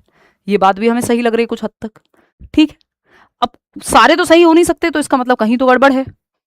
देखो ये सी तो कहीं भी सही नहीं हो सकता, जहां भी सी दिया हुआ है तो हटा दो ऑप्शन, ये तो पॉसिबल ही नहीं है कि ये जो इन्होंने कहा है कि डिसअपियर हो जाएंगे, नहीं। तो यहाँ पे B and D are true, तो बी तो सही है ही, और डी हमने मान लिया कि interaction between genetic potential and the environment depend करेगा, ये भी सही है। तो हमें यहाँ पे ए को हटाना पड़ेगा। जिस बिहेवियर को मैं नॉर्मल मान के चल रही थी वो बिहेवियर नॉर्मल है नहीं, क्योंकि बिहेवियर सेम नहीं होगा, बेशक जीनोटाइप सेम है, बिहेवियर कैसे सेम हो सकता है। Identical twins raised in different environments will always show identical behaviour. ये इसको मैं जेनेटिक बिहेवियर की बात कर रही थी, बट ये नॉर्मल समान व्यवहार की बात की है इन्होंने। जीन्स सेम है लेकिन समान व्यवहार करेंगे ये नहीं कह सकते। ये कोई भी ये ऐसी बात नहीं हुई कि जिसको आप ये कह दो कि ये साइंटिफिकली ट्रू है। जीन्स सेम होने के बावजूद भी सेम व्यवहार करेंगे जरूरी नहीं है, ट्विन्स में भी अंतर पाए जाएंगे। तो बी और डी सकते हैं इस हिसाब से। अगर आप देखो कि फ्रेटर्नल ट्विन्स ऑर्डिनरी किन्हीं भी 2 भाई बहन जैसे ही होते हैं, इनमें 50% जेनेटिक मेकअप कॉमन होता है, और किन्हीं भी 2 भाई बहन या भाई जो भी सिबलिंग्स हैं, बेसिकली जो सगे भाई बहन हैं, सेम ब्लड लाइन से आते हैं, उनकी हेरिडिटी 50% कॉमन होती है, या सेम जीन्स वो शेयर करते हैं एटलीस्ट 50%। जो आइडेंटिकल ट्विन्स हैं, जो एक साथ पैदा हुए, एक जैसे दिखते हैं, एक सेक्स के हैं, सेम सेक्स के हैं, उनकी हेरिडिटी 100% सेम होती है। जो फ्रेटर्नल वाले हैं वो नॉर्मल कॉमन वाले भाई बहन में ही शामिल होंगे, हालांकि इनके आईक्यू में कोरिलेशन होता है। अभी आते हैं, इस पे ही चर्चा करते हैं। एक टेबल है आपके सामने जिससे आप ये बात समझ पाएंगे, देखिएगा। ये थोड़े आपके हायर ऑर्डर थिंकिंग स्किल्स वाले क्वेश्चंस हैं, तो परेशान ना हो इनको देख के, कॉन्सेप्ट की क्लैरिटी रखें। देखिए ये टेबल आपको पीडीएफ में भी मिल जाएगी, इसको आप देखिए। जेनेटिक सिमिलैरिटी की जब हम बात कर रहे हैं, एक है जीन्स की या डीएनए की सिमिलैरिटी, वो 100% है मोनोजाइगोटिक में या आइडेंटिकल ट्विन्स में, जो एक युग्मनज जुड़वा बोलते हैं, जो सेम सेक्स के हैं, सेम दिखते हैं। जो फ्रेटर्नल ट्विन्स हैं जिनको डायजाइगोटिक कहते हैं, क्योंकि ये 2 जाइगोट से बने हैं। मोनोजाइगोटिक यानी सिंगल जाइगोट से बने हैं। जाइगोट क्या, निषेचित अंडा है, सिंगल सेल्ड ऑर्गेनिज्म है आपका, जो फर्टिलाइजेशन के वक्त क्रिएट होगा। तो 50% जो जीन्स हैं वो फ्रेटर्नल के भी कॉमन होंगे, और जो नॉर्मल एकदम वैसे वाले भाई बहन हैं जो अलग अलग समय पैदा हुए हैं, ट्विन्स नहीं है, उनकी भी 50% हेरिडिटी सेम होती है। ठीक, ऑर्डिनरी सिबलिंग्स की भी 50% हेरिडिटी सेम होती है। जो आइडेंटिकल ट्विन्स हैं उनकी 100% सेम होगी। आईक्यू का क्या कोरिलेशन है? देखिए हेरिडिटी सेम होना अलग बात है 100%, आईक्यू सेम नहीं होगा। आईक्यू में कोरिलेशन है 90% का, 0.90 या 0.89 कहती है एनसीईआरटी आपकी। तो 90% आईक्यू में कोरिलेशन मिलेगा, यानी अगर इसका 100 है तो उसका भी 90 तो होगा ही, मतलब 90% सेम कह सकते हो आपके कोरिलेशन है। लेकिन जो फ्रेटर्नल ट्विन्स का आईक्यू है वो 60% कॉमन होगा। जो नॉर्मल सिबलिंग्स है उनका 50% कोरिलेशन है आपस में। या अगर मान लो इसका आईक्यू 120 है तो ये 50% जुड़ा हुआ होगा, जो दूसरा बच्चा है उसका भी 50% आईक्यू कोरिलेट करेगा अपने सिबलिंग से। आईक्यू कोरिलेशन जिनका, जो ट्विन्स बच्चे जिनको अलग अलग घरों में पाला गया है, अगर आइडेंटिकल ट्विन है तो भी 72% आईक्यू सेम रहेगा, चाहे अलग अलग घर में ही पले हों। सेम घर में पले हैं तो 90% आईक्यू, क्योंकि एनवायरमेंट भी सेम है ना काफी हद तक, ये मान के चल रहे हैं हम। इनके केस में ऐसा कोई इसका फिर रोल नहीं बचता, ये सेम, ये ऑर्डिनरी सिबलिंग जैसे ही हो जाते हैं। चलिए खैर, अगर आप देखोगे ऑर्डिनरी सिबलिंग के केस में सिर्फ 0.25% कोरिलेशन रह जाता है, अगर अलग अलग घर में पले हैं, चाहे वो फ्रेटर्नल ट्विन्स हो चाहे वो ये ऑर्डिनरी सिबलिंग हो, सिर्फ 25% आईक्यू में कोरिलेशन बचता है। अदरवाइज जो आइडेंटिकल ट्विन है उनमें आईक्यू में 72% कोरिलेशन रहता है, चाहे अलग अलग घर में ही क्यों ना वो अडॉप्ट किए गए हों। सेम घर में है तो 90%, फ्रेटर्नल में 60%, नॉर्मल जो सिबलिंग है उनमें 50% आईक्यू। हेरिडिटी दोनों में सेम है, यानी जेनेटिक मेकअप दोनों में सेम है, फ्रेटर्नल और ऑर्डिनरी दोनों में इनका 100% सेम है हेरिडिटी जो है। तो डीएनए और आईक्यू के रिलेशन में अंतर है, ये ध्यान रखिएगा, ये दो बातें बिल्कुल अलग हैं। शायद आपने आज से पहले सुनी भी ना हो, है ना। अब कई लोग सुनाने लग जाए, वो एक अलग बात है। तो अगर हम देखें यहाँ पे तो 100% आइडेंटिकल जो हेरिडिटी है वो आइडेंटिकल ट्विंस की सेम है, आईक्यू 90% सेम है। अलग घर में होंगे तो 72% फिर भी आईक्यू सेम होगा। फ्रेटर्नल ट्विंस के केस में 50% हेरिडिटी सेम होती है, या किसी भी और भाई बहन के केस में 50% हेरिडिटी सेम होती है, लेकिन आईक्यू 60% होगा। कॉमन जो है वो कोरिलेशन जो है वो सेम फ्रेटर्नल ट्विंस में, 50% होगा नॉर्मल ऑर्डिनरी सिबलिंग्स में, कि आपका भाई है और आपकी बहन है, आप में मान लो 4-4 साल का अंतर है, तब भी 50% आईक्यू का कोरिलेशन मिल जाएगा, या हेरिडिटी मेकअप जो है आपका या जीन्स आपके 50% कॉमन मिल जाएंगे। तो हाईएस्ट जेनेटिक सिमिलैरिटी इन आईक्यू आइडेंटिकल ट्विंस में, बाकी सब में कॉमन ही है। क्वेश्चन नंबर 12 देख लो, ये अब थोड़ा आसान लगना चाहिए आपको इन सवालों के बाद। क्वेश्चन नंबर 12 है, in educational psychology biological maturation is characterised by all of the following except. बहुत अच्छा सवाल, बिल्कुल सीटेट की तरह का सवाल। शैक्षिक मनोविज्ञान में जैविक परिपक्वता, बायोलॉजिकल मैचुरेशन, वैसे मैचुरेशन बायोलॉजिकली होती है ना, वो आपकी बायोलॉजी से या हेरिडिटी से ही संबंधित होती है। तो मैचुरेशन की जब हम बात कर रहे हैं, डेवलपमेंट, लर्निंग और मैचुरेशन में क्या अंतर है ये भी समझेंगे इस सवाल से हम, ठीक। तो शैक्षिक मनोविज्ञान में जैविक परिपक्वता की विशेषता निम्नलिखित में से सभी से है एक्सेप्ट, यानी मैचुरेशन के बारे में कौन सी बात गलत है। एक्सेप्ट लिखा हो, नॉट लिखा हो, लीस्ट लिखा हो तो थोड़ा ध्यान से सवाल को पढ़ना होता है, नहीं तो गड़बड़ हो जाती है। अब आपको यहाँ पे गलत चाहिए क्योंकि नॉट लिखा है, तो जो गलत होगा वही सही होगा क्योंकि पूछा ही गलत है। किसके बारे में? मैचुरेशन यानी परिपक्वता के बारे में। किससे रिलेटेड होती है? हेरिडिटी से रिलेटेड होती है। परिपक्वता क्या बवाल है, अब कई लोग कहेंगे जो पहली बार पढ़ रहे होंगे। परिपक्वता के आपको एलजेब्रा या कैलकुलेशन कब सिखाया जाए, इसके लिए आप परिपक्व हैं क्या? तो क्या 5.5 महीने के बच्चे को कैलकुलेशन सिखा सकते हो? नहीं। क्यों नहीं सिखा सकते? क्योंकि अभी वो इस चीज को सीखने के लिए संज्ञानात्मक रूप से मैच्योर नहीं है। आप 6 महीने के बच्चे को साइकिल चलाना नहीं सिखाते, क्यों? क्योंकि अभी वो उसके लिए परिपक्व नहीं है। शरीर से ऑटोमेटिकली क्षमता विकसित होगी एज के साथ, जो आने वाली क्षमताएं प्रकट होती हैं, जो एज के साथ अनफोल्डिंग कैरेक्टरिस्टिक्स हैं, उनको मैचुरेशन कहते हैं। जैसे आपके दांतों का निकलना, आपका उसमें कोई रोल नहीं, जरूरी नहीं है वो ट्रेनिंग से या एजुकेशन से आप उसको कर सकते हो, कोई उसमें रोल नहीं होता उसका, नॉट नेसेसरी। कि आपको शिक्षा ना भी दी जाए तब भी आप भाषा एक्वायर कर लेंगे, एक सर्टेन मेच्योरिटी जैसी आपकी एज आएगी, वो वाली अर्ली चाइल्डहुड। तो क्या गलत है मेच्योरिटी के बारे में? पहला ऑप्शन है, it is heavily anchored in the genetic and hereditary blueprint of the individual. बिल्कुल सही बात है, ये हेरिडिटी से मिलने वाला ब्लूप्रिंट है कि भाई आपकी प्यूबर्टी हिट होगी तो दाढ़ी मूछ अपने आप आएंगी, इसके लिए कोई ट्रेनिंग की जरूरत नहीं है। और आप 6 महीने या 6 साल के बच्चे की दाढ़ी मूछ नहीं उगा सकते, वो मैच्योर ही नहीं है उस चीज के लिए। तो हेरिडिटी से ब्लूप्रिंट मिला है जो समय के साथ अनफोल्ड होता जाएगा। इस उम्र में दूध के दांत, इस उम्र में पक्के दांत, ये मैच्योरिटी अपने आप आ रही है, इसमें आप कुछ नहीं कर रहे हैं। It sets the potential boundary limits of what a child can learn और do at any given stage of life. बिल्कुल सही बात है भाई, 6 महीने के बच्चे को आप दौड़ना नहीं सिखा सकते, क्यों? क्योंकि अभी उसकी टांगों में वो मजबूती नहीं आई, वो मैच्योरिटी नहीं आई जिसकी वजह से वो चल पाए। तो ये बात तो सही है कि किस स्टेज पे क्या सिखाया जाए, क्या सिलेबस हो किस उम्र के बच्चे का, ये मैच्योरिटी से डिसाइड होगा। It requires conscious systemic instruction, training and effortful classroom practice to occur. Maturity के लिए कोई ट्रेनिंग दी जाती है या ट्रेनिंग का इस पे बहुत प्रभाव पड़ता है, ये कहना गलत होगा। बहुत प्रभाव नहीं पड़ेगा। ऐसा नहीं है कि मैच्योरिटी किसी कॉन्शियसली आप ट्रेन करा दोगे बच्चे को कि हमारे 6 महीने का बच्चा है लेकिन इसको हम मैराथन रन कराना चाहते हैं 6 महीने की उम्र में ही, दुनिया के किसी ट्रेनिंग सेंटर में ले जाओ, ऐसा नहीं है पॉसिबल कि वो 6 महीने का बच्चा दौड़ने लग जाएगा या साइकिल चलाने लग जाएगा। तो इस पे ट्रेनिंग का बहुत ज्यादा प्रभाव नहीं पड़ता या एजुकेशन का प्रभाव नहीं पड़ रहा। Maturity by default genetic makeup है आपके अंदर, वो अपने आप आएगी, ठीक। It includes biological changes such as the nervous system आपका मैच्योर होगा, मसल ग्रुप कोऑर्डिनेशन के आप देखते हैं एक सर्टेन उम्र में बच्चे के अंदर मसल मास ज्यादा होता है, नर्वस सिस्टम प्रॉपर डेवलप होगा या नहीं होगा, ये सारी बातें सही है। एक ही बात गलत है, और जो गलत है वही सही है क्योंकि पूछा ही गलत है कि आप इंस्ट्रक्शन देके या ट्रेनिंग देके मैच्योरिटी नहीं ला सकते, वो बाय डिफॉल्ट आती है अपनी एक स्टेज पे। तो मैच्योरिटी की परिभाषा क्या है कि unfolding of hereditary characteristics with time, यानी आनुवांशिकता से मिली क्षमताओं का समय के साथ प्रकट होना, कि एक सर्टेन एज पे दाढ़ी मूछ आएगी लड़कों की, लड़कियों के पीरियड शुरू होंगे। कैसे है ये? मैच्योरिटी के कारण है। तो वो आपकी हेरिडिटी में कोडेड है कि दांत निकलेंगे, पक्के दांत कब निकलेंगे, दूध के कब निकलेंगे, ये हेरिडिटी में मैच्योरिटी से हो रहा है। हेरिडिटी में पहले से कोडेड है, जैसे आप एक कंप्यूटर में कोड डालते हैं वैसे ही, ठीक, तो इसकी परिभाषा अगर आप देखना चाहें और ये डेवलपमेंट और लर्निंग से कैसे अलग है इसको भी समझेंगे। तो maturation makes learning possible. Maturation, अब इससे पहले कि मैं आपको ये दोनों के बीच में रिश्ता क्या कहलाता है ये समझाऊं, आप पहले से थोड़ी सी डेफिनेशन समझ लीजिए। डेवलपमेंट, लर्निंग और मैच्योरेशन के बीच में एक बेसिक सा अंतर समझ लीजिए। डेवलपमेंट, मैच्योरेशन, पहली बात तो ये सब जुड़े हुए हैं आपस में और ये दोनों विकासात्मक प्रक्रियाएं ही हैं, चाहे वो लर्निंग हो चाहे वो मैच्योरेशन हो, डेवलपमेंट के अंदर ही आती हैं। डेवलपमेंटल प्रोसेसेस हैं, ठीक है, कॉम्प्लीमेंट्री प्रोसेसेस हैं। अगर बच्चा मैच्योर है तो वो सीख पाएगा चीजें, सीखेगा तो मैच्योरिटी आएगी, तो ये कॉम्प्लीमेंट करती हैं, एक दूसरे की पूरक हैं, हेल्पफुल हैं। तो डेवलपमेंट क्या है ये आपको पता है, प्रोग्रेसिव चेंजेस हैं, ऑर्डरली हैं, सीक्वेंशियल चेंजेस हैं, है ना, प्रिडिक्टेबल चेंजेस हैं, जो आप कहना चाहें। मैच्योरेशन क्या है, इसी के अंदर ग्रोथ भी आ जाएगा। मैच्योरेशन अनफोल्ड होना है आपकी हेरिडिटी से मिली क्षमताओं का, जैसे दांतों का निकलना, ये ऑलरेडी डेवलपमेंट के अंदर आ जाएगा, unfolding of hereditary characteristics.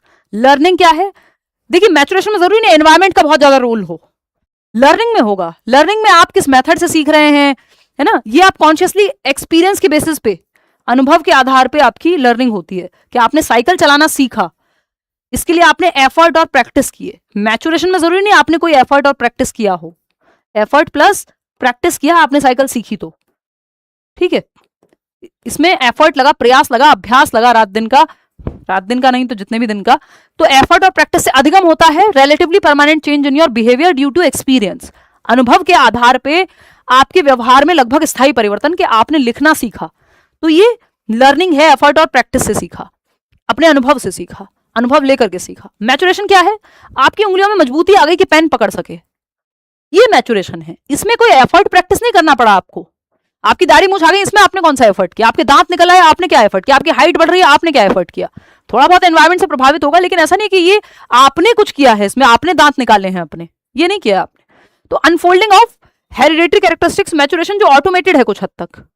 Learning आप अपने एफर्ट और प्रैक्टिस से सीखते हैं। कई बार लर्निंग के लिए आप साइकिल चलाना सीख पाए, इसके लिए मैच्योरेशन एक सर्टेन लेवल का तो होना चाहिए। आप 6 महीने के बच्चे को थोड़ी साइकिल चलाना सिखा देंगे, तो लर्निंग के लिए भी एक सर्टेन मैच्योरिटी चाहिए होती है। और जब मैच्योरिटी आती है तो आप लर्निंग बेहतर कर पाते हैं। तो एक दूसरे की पूरक हैं सारी जो है, ये मैच्योरेशन हुआ, लर्निंग हुआ, ग्रोथ हुआ, ये सब विकासात्मक प्रक्रियाएं डेवलपमेंट से जुड़ी हुई हैं, डेवलपमेंट के अंदर आती हैं, ये ध्यान रखिएगा आप। मैच्योरेशन मेक्स लर्निंग पॉसिबल, यानी बिकॉज ऑफ मैच्योरेशन, या ये जो मैच्योरिटी है, परिपक्वता है, इसकी वजह से अधिगम संभव हो पाता है। जैसा कि मैंने आपको बताया, आप साइकिल चलाना एक सर्टेन एज में सीखेंगे, जब आपकी टांगों में जान आ जाएगी। चलना आप 6 दिन की उम्र में नहीं सीख सकते, क्यों, क्योंकि आपकी टांगे मैच्योर नहीं है अभी। तो चलना सीखेंगे, लेकिन उसके लिए, या आप साइकिल चलाना सीखेंगे, लेकिन उसके लिए एक सर्टेन लेवल ऑफ मैच्योरिटी चाहिए। तो मैच्योरेशन या परिपक्वता क्या है, सीखने की तैयारी है, सीखने के लिए रेडीनेस है, एक तत्परता आती है आपके अंदर बिकॉज ऑफ मैच्योरेशन। बात सही है। Learning makes maturation useful, learning की वजह से मैच्योरेशन यूजफुल हो पाता है, कि आपने सीखा तब तो आप उस मैच्योरिटी का जो आपकी एज के साथ आनी थी उसका सही से लाभ उठा पाए। भाई आपकी समझ विकसित हो सकती थी अगर आप अच्छी किताबें पढ़ते, आपने उम्र के अनुसार पढ़ी ही नहीं, तो वो जो मैच्योरिटी थी उसके हिसाब से आपने लर्निंग नहीं की, तो वो मैच्योरिटी जो आनी चाहिए थी वो, ये एक दूसरे को इम्पैक्ट करेंगी। अच्छा, चाहे वो ग्रोथ हो, लर्निंग हो, मैच्योरिटी हो, ये सब विकासात्मक प्रक्रियाएं हैं, हम कह सकते हैं विकास के अंदर ही आती हैं। क्वेश्चन नंबर 13 देखिएगा, हम थोड़े से स्लो चल रहे हैं, कोई बात नहीं। In the context of the continuity versus discontinuity debate, देखिए विकास की ना कुछ बहस हैं, भैंसे नहीं है, बहसे हैं, समझ रहे हो।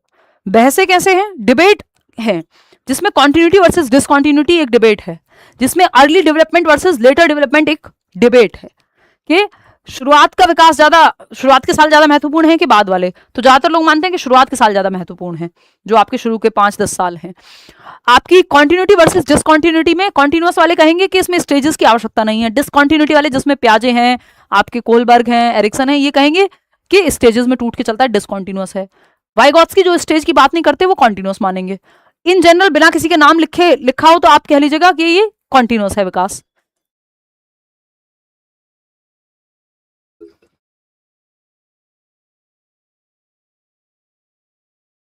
ज्यादा ही डिटेल में चले जा रहे हैं हम, हमने 13 सवाल किए हैं 1 घंटे में, थोड़ी स्पीड बढ़ाएंगे, डोंट वरी। देखिएगा, तो अगर आपको ये डिटेल डिस्कशन पसंद आ रहा हो तो वो भी आप कमेंट्स में बता दीजिएगा आज के सेशन के बाद। अभी मत बताना, अभी मैं कमेंट्स बहुत रेयरली देख रही हूँ। तो थर्ड ऑप्शन 68% लोग कह रहे हैं, देख लेते हैं। In the context of the continuity versus discontinuity, निरंतरता और अनिरंतरता की डिबेट में जो प्याजे हैं वो कहते हैं कि डेवलपमेंट क्या है, डिसकॉन्टिन्यूअस है। ये बात हम कर चुके हैं क्योंकि वो स्टेजेस में तोड़ रहे हैं। डिसकॉन्टिन्यूअस है विकास की प्रक्रिया, व्यू ऑफ डेवलपमेंट। वाइल लेव वाइगॉट्स्की कॉन्टिन्यूअस मानेंगे क्योंकि इन्होंने तो कोई स्टेज दी ही नहीं है कि टूट के चलेगा स्टेजेस में विकास। ऐसा नहीं कि प्याजे ये कह रहे हो कि रुक जाएगा एक टाइम के बाद, बट वो कह रहे हैं स्टेजेस में टूट के जाएगा। जैसे ये प्याजे का चार्ट बनेगा, sensory motor, pre operational, concrete operational, formal operational. वहीं वाइगॉट्स्की का चार्ट देखोगे तो वो तो कोई एज की बात कर ही नहीं रहे, ठीक है ना। तो थर्ड ऑप्शन जितने भी लोग कह रहे हैं वो सही है कि डिसकॉन्टिन्यूटी की बात प्याजे करेंगे और कॉन्टिन्यूटी की बात वाइगॉट्स्की करेंगे, ठीक है। इसमें बायोलॉजिकल और एवोल्यूशनरी या प्योरली मैकेनिकल जैसा कुछ नहीं, ये उल्टा हो जाएगा। लीनियर स्पाइरल जैसा यहाँ कुछ है नहीं, तो थर्ड ऑप्शन ही सही है। क्वेश्चन नंबर 14 पे देखिएगा, लेंदी सवाल है, कुछ सवाल एकदम लेंदी हैं आज, क्योंकि ये टॉपिक ऐसा है जो आपने पता नहीं कितनी बार पढ़ लिया होगा। जो लोग दूसरी तीसरी बार पेपर दे रहे होंगे उन्होंने भी हर बार पढ़ा होगा, जो किसी और एग्जाम की तैयारी कर रहे होंगे उन्हें भी डेवलपमेंट पढ़ना है। तो मैंने सोचा थोड़ा अच्छे सवाल कराए जाएं जिससे थोड़ा आपको लगे कि हाँ थोड़ा दिमाग जगा है। क्वेश्चन नंबर 14 देखिएगा और इसका जवाब दीजिएगा, पढ़ करके आंसर करने की कोशिश कीजिएगा। दिख भी नहीं रहा है, हाँ ये थोड़ा बड़ा सवाल लेंदी है, ये PDF मिल जाएगी आपको, तो आप देख लीजिएगा। डिटेल पढ़ने से बार बार रिवीजन नहीं करना पड़ता, हाँ वो तो आपके दिमाग में बैठ जाएगा। अगर आप यहाँ सेशन लेने आ रहे हैं तो वो मेरी जिम्मेदारी है, दिमाग में चीज़ें बैठ जाएं आपके, पेपर में भूल नहीं पाओगे चाह के भी उसकी तरह। बहुत होशियारी तुमको। हेलो, चलो देखिए फटाफट से जवाब दीजिए, बाकी बातें तब करेंगे। 44% लोग थर्ड ऑप्शन कह रहे हैं। चलिए समझते हैं इसमें क्या कहा गया है। मोनोजाइगोटिक, मोनोजाइगोटिक अभी बताया था आइडेंटिकल ट्विंस को कहते हैं, क्योंकि मोनो का मतलब होता है सिंगल, तो सिंगल स्पर्म और एग सेल के मिलने से यानी सिंगल जाइगोट से बने हैं ये। जाइगोट जो फर्टिलाइज्ड एग है उसको बोलेंगे। तो आइडेंटिकल ट्विंस हैं ये मोनोजाइगोटिक। कहाँ डेवलप फ्रॉम टू सेपरेट, नहीं भाई वो तो डायजाइगोटिक होंगे, डायजाइगोटिक ये टू सेपरेट से बनेंगे। Can be of different sex, हाँ 50% जेनेटिक सिमिलैरिटी, यस। मोनोजाइगोटिक में 100% सिमिलैरिटी है, यस। फिनोटाइपिक यानी बाहर एनवायरमेंट में क्या आपके अंदर प्रदर्शित होता है, ये फिनोटाइप है। द एब्सोल्यूट लिमिट्स और biological boundaries established by the genetic code for development, वो जीनोटाइप है। एक मैक्सिमम लिमिट आपको मिल जाएगी आपके जीन्स से। और एनवायरमेंट इन्फ्लुएंस से क्या आपके एक्सपीरियंस से चीज़ें मॉडिफाई होती हैं। जैसे हो सकता है आपके जेनेटिक मेकअप में थोड़ा आपका जो बॉडी टाइप हो वो फैट की तरफ हो, लेकिन आप फिनोटाइप में क्योंकि आप एनवायरमेंट में इतनी ट्रेनिंग कर रहे हैं, बचपन से एक्टिव हैं, तो वो उस तरह से निकल के ना आए। तो ये फिनोटाइप है जो बाहर दिखेगा, ऑब्जर्वेबल होगा। तो सी का थर्ड हो गया, या ए का जो है वो सेकेंड ऑप्शन। ए का सेकेंड कहाँ कहाँ है, यहाँ से ये दोनों ऑप्शन तो एलिमिनेट हो गए क्योंकि ए का फर्स्ट है। ए का सेकंड यहाँ भी है, यहाँ भी है, और बी का क्या है फर्स्ट, तो बी का फर्स्ट यहाँ भी है और यहाँ भी है, ठीक। सी का क्या है फिनोटाइपिक, तो ये डी होना चाहिए। सी का फोर्थ ऑप्शन होना चाहिए, तो फर्स्ट ऑप्शन ही यहाँ ट्रू है। कितने लोग कह रहे हैं फर्स्ट ऑप्शन, थर्ड ऑप्शन कह रहे हैं 51% लोग, पता नहीं क्यों लगे पड़े हैं। भाई डी का 4 कैसे हो सकता है, ये देखो ना, जीनोटाइपिक सीलिंग, जीनोटाइपिक सीलिंग का तो थर्ड होगा ना। एब्सोल्यूट लिमिट, जीनोटाइप फिक्स हो गया, इसके बाहर नहीं जा सकते, लिमिट जीन्स ने सेट कर दी है, हायर लिमिट और लोअर लिमिट, वो जीनोटाइपिक सीलिंग बोलते हैं उसको, जीनोटाइपिक सीलिंग, फर्स्ट ऑप्शन ना कि थर्ड। चलिए क्वेश्चन नंबर 15 देखिएगा इसी बात पे, ये क्या कहता है, अजर्शन है आपका यानी अभिकथन है। क्या कहता है अभिकथन, for effective learning to take place in a classroom a child must first achieve a baseline level of biological maturation, यानी एक प्रॉपर लर्निंग हो पाए क्लासरूम में, उसके लिए बच्चे की एक बायोलॉजिकल मैचुरेशन होना जरूरी है। कि आप तीसरी क्लास के बच्चे को छठी क्लास में नहीं बिठाते, क्यों, क्योंकि अभी वो उसके लिए उसका दिमाग, उसका शरीर, सोशल डेवलपमेंट ये सब हुआ नहीं है। तो सिलेबस भी एज के हिसाब से डिजाइंड है, क्यों, क्योंकि मेच्योरिटी एज के हिसाब से आएगी। आपका दिमाग कितना विकसित हुआ है ये बात तो सही है। Biological maturation sets the limits of physical and neurological readiness required for specific learning experience, कि आप मेंटली कितने डेवलप्ड होंगे, आपके न्यूरॉन्स कितने डेवलप होंगे, ये एज के हिसाब से आएगी मेच्योरिटी। इसलिए आप सेकंड क्लास में आप एल्जेब्रा नहीं पढ़ाते हो, प्याजे नहीं पढ़ाओगे आप सेकंड क्लास के बच्चे को, बेसिक पोएम वगैरह कराओगे, बेसिक गिनती वगैरह कराओगे, क्यों, क्योंकि वो अभी उसी के लिए मेच्योर है। तो both A and R are true and R is the correct explanation, second option is the right answer, जो कि 54% लोग दे पा रहे हैं जवाब। चलिए आगे बढ़ेंगे, क्वेश्चन नंबर 16 देखिएगा, ये क्या कहता है, अच्छा सवाल। द इक्वेशन, क्यूट सवाल कहेंगे इसको, बहुत मुश्किल नहीं है ये। The equation development is equal to heredity into environment indicates that human development is a cooperative non-additive relationship between heredity and environment। यानी जो समीकरण है विकास बराबर आनुवांशिकता गुणा वातावरण, यह दर्शाता है कि मानव विकास आनुवांशिकता और पर्यावरण के बीच एक सहकारी गैर योगात्मक संबंध है। यानी हेरिडिटी प्लस एनवायरमेंट नहीं है, एडिटिव नहीं है, ये प्रोडक्ट है, मल्टीप्लिकेटिव है, ना ही सब्ट्रैक्टिव है। यानी आप ये नहीं कह सकते हेरिडिटी माइनस एनवायरमेंट बराबर डेवलपमेंट, ना आप ये कह सकते हो डेवलपमेंट बराबर heredity plus environment, 50% heredity 50% environment, ऐसा कोई इक्वेशन नहीं है। किसी एरिया में हेरिडिटी ज्यादा महत्वपूर्ण है, जैसे आंखों का रंग हेरिडिटी ने 100% डिसाइड कर दिया। एनवायरमेंट, विजन कैसा होगा और बहुत सारी चीजें हो सकती हैं। तो किसी एरिया में हेरिडिटी ज्यादा महत्वपूर्ण होती है, किसी में एनवायरमेंट, दोनों का गुणनफल है विकास। मल्टीप्लिकेटिव है, प्रोडक्ट है, कोऑपरेटिव है, एक दूसरे का सहयोग कर रहे हैं, नॉन एडिटिव है, एडिटिव नहीं है, सब्ट्रैक्टिव नहीं है, यानी जोड़ना या घटाना पॉसिबल नहीं है इस समीकरण में, सिर्फ गुणा पॉसिबल है, गुणात्मक योगदान है या प्रोडक्ट है। ये बात तो सही है। रीजन क्या है इसका? An individual is not merely the sum of their genetic traits and environmental experiences H+E but rather a product of their continuous dynamic multiplication. ये जो समीकरण है ये चलता रहता है कि ये गतिशील गुणन का उत्पाद है, किसी पहलू में हेरिडिटी महत्वपूर्ण, किसी में एनवायरमेंट, ये आपका चलती रहेगी ये इक्वेशन। ये बात तो सही है, ये इसका सही से रीजन भी दिया है कि ऐसा क्यों है, कि मल्टीप्लिकेटिव क्यों है। तो फर्स्ट ऑप्शन कितने लोग कह रहे हैं? 64% लोग। चलो बहुत बढ़िया, आपको ये बात समझ में आ गई। वुडवर्थ कहते हैं हेरिडिटी और एनवायरमेंट दोनों महत्वपूर्ण है ना, दोनों का बराबर योगदान है। तो किसी पहलू में हेरिडिटी ज्यादा महत्वपूर्ण हो जाती है, किसी में एनवायरमेंट। जैसे 100% डिसाइड करेगी आपकी आंखों का रंग हेरिडिटी, आपकी एजुकेशन कैसी मिलेगी ये एनवायरमेंट का भी इसमें रोल रहेगा, थोड़ा हेरिडिटी का भी रोल रहेगा। तो दोनों प्रोडक्ट में चलते रहेंगे, कोऑपरेशन में चलते रहेंगे, दोनों सहयोग में चलते रहेंगे। चलिए क्वेश्चन नंबर, ये ऐसे आप इसको देख सकते हो, ये हम चर्चा कर चुके हैं। क्वेश्चन नंबर 17 देखिएगा, ये क्या कहता है? असर्शन है, वही अगेन अभिकथन है और कारण है उसका। Human development is fundamentally non reversible, यानी विकास को आप रिवर्स नहीं कर सकते, अपरिवर्तनीय है। आज आप 18 साल के हो गए, कल 12 साल के नहीं बन सकते, हरकतें करके दिखा सकते हो, एक्टिंग कर सकते हो बस।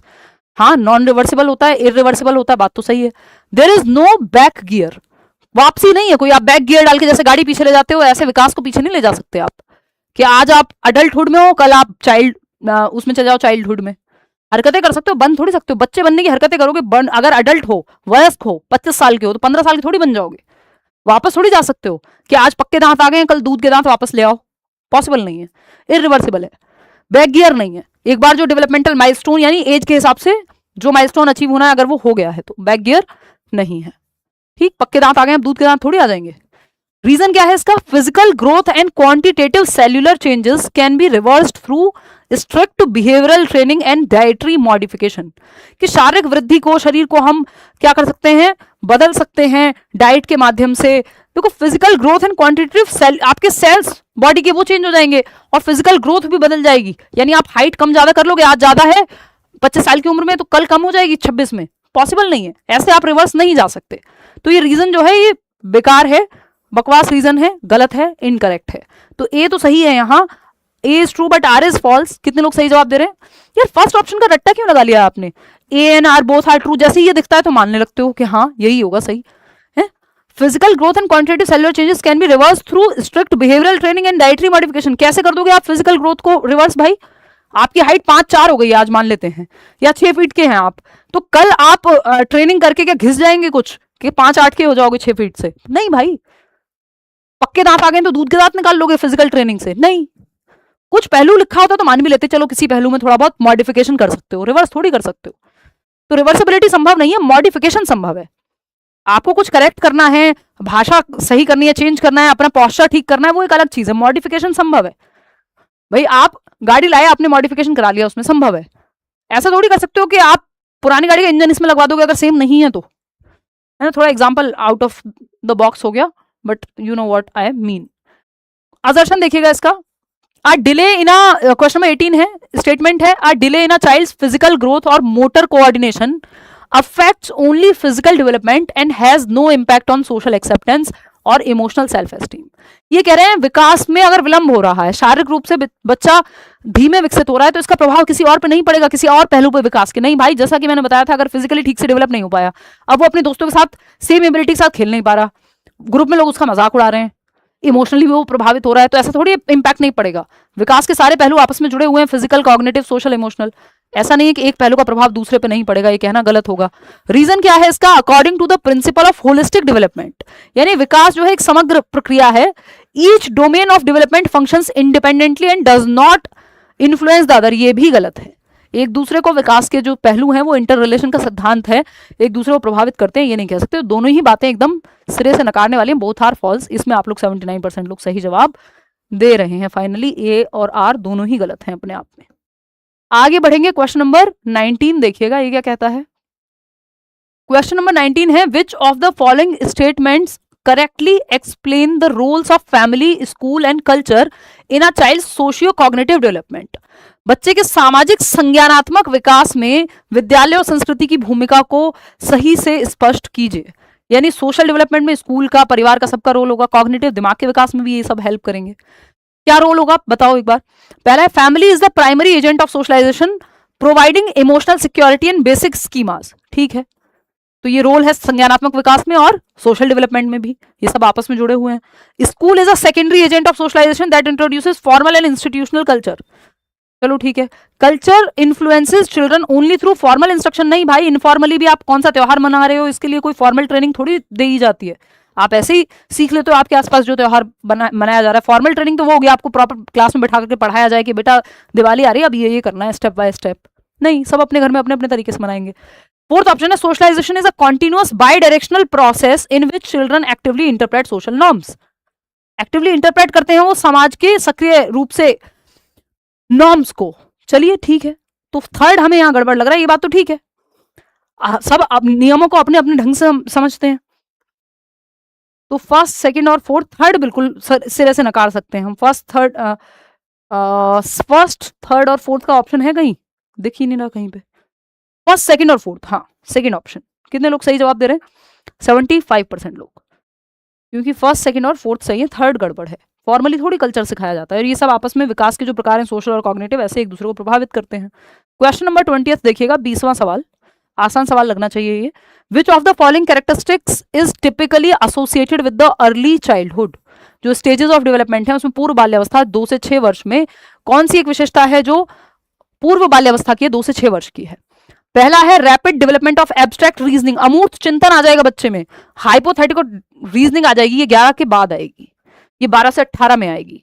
Dominance of sensory exploration as the sole means of constructing, ये जन्म से 2 में होगा कि सेंसेस ही विश्व के ज्ञान का निर्माण जो है वो एकमात्र साधन उसके संवेदी अन्वेषण या फिर उसकी ज्ञानेंद्रियां हैं, ये जन्म से 2 वर्ष में होता है।